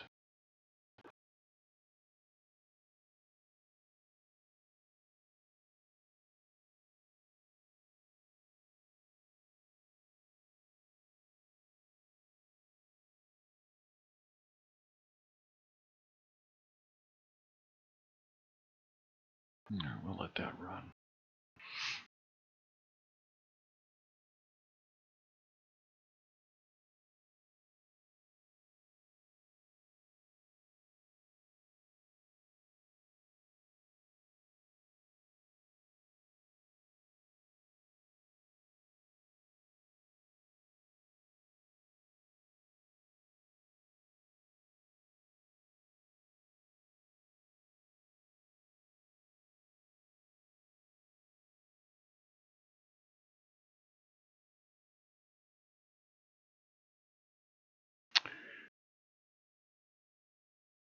Interesting.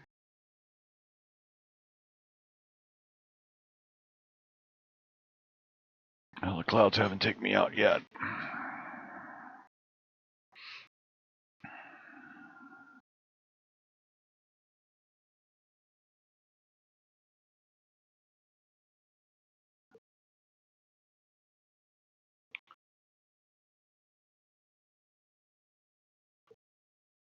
Close this.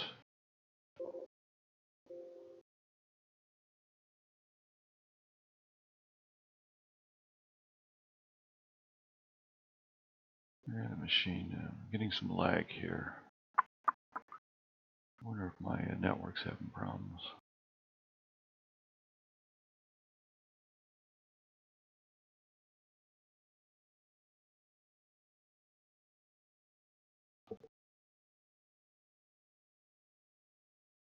Hello, computer. It is not acting correctly.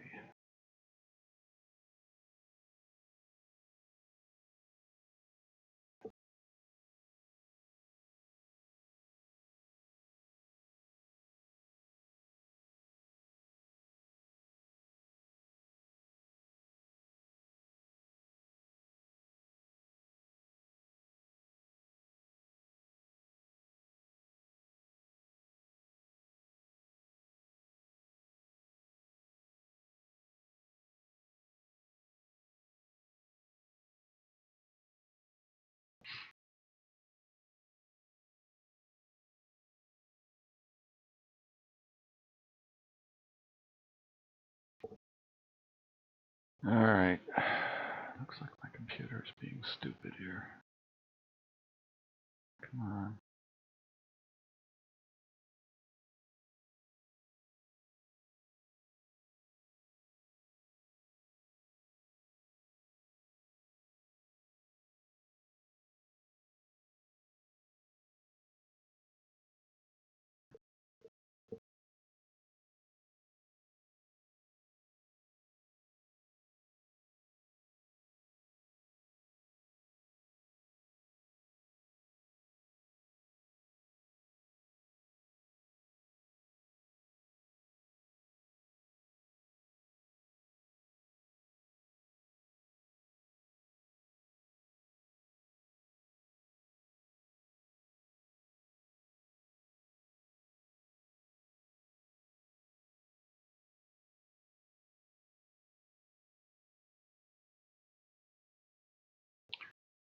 Pause this.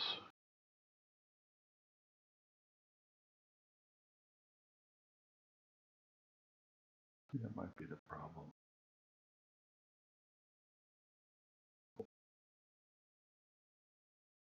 Yep, that was the problem.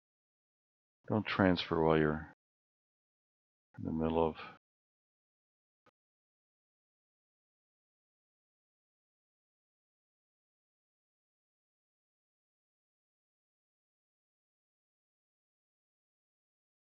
It's pretty interesting.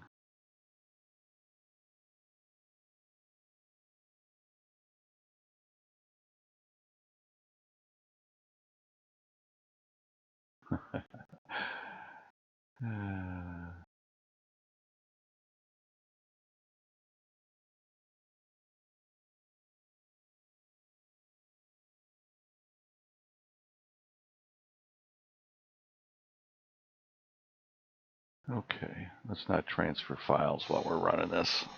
It overloads the wireless. I don't know why this guy's doing this.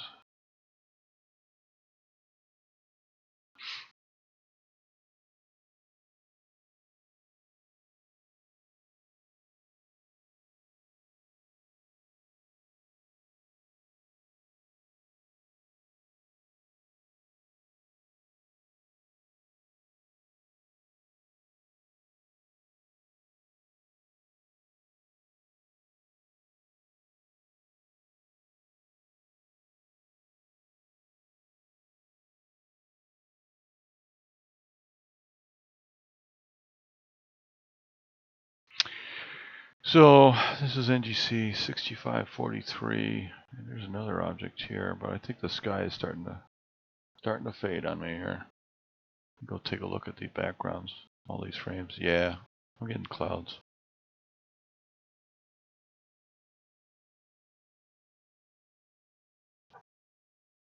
The transparency was going to be poor tonight anyways.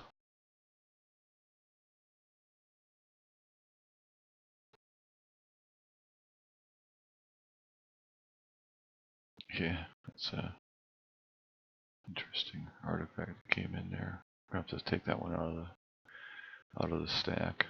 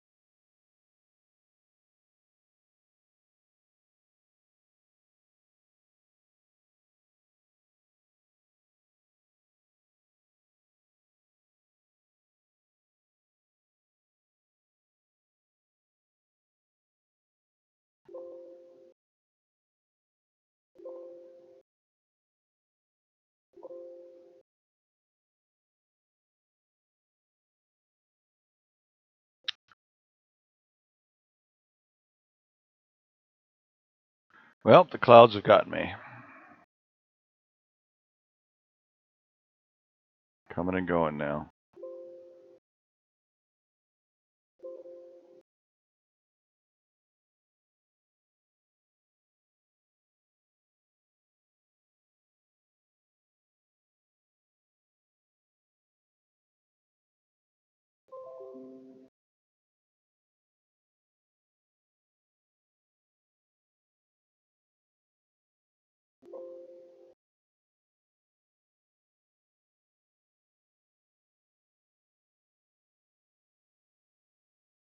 Yep. Clouds are affecting me now.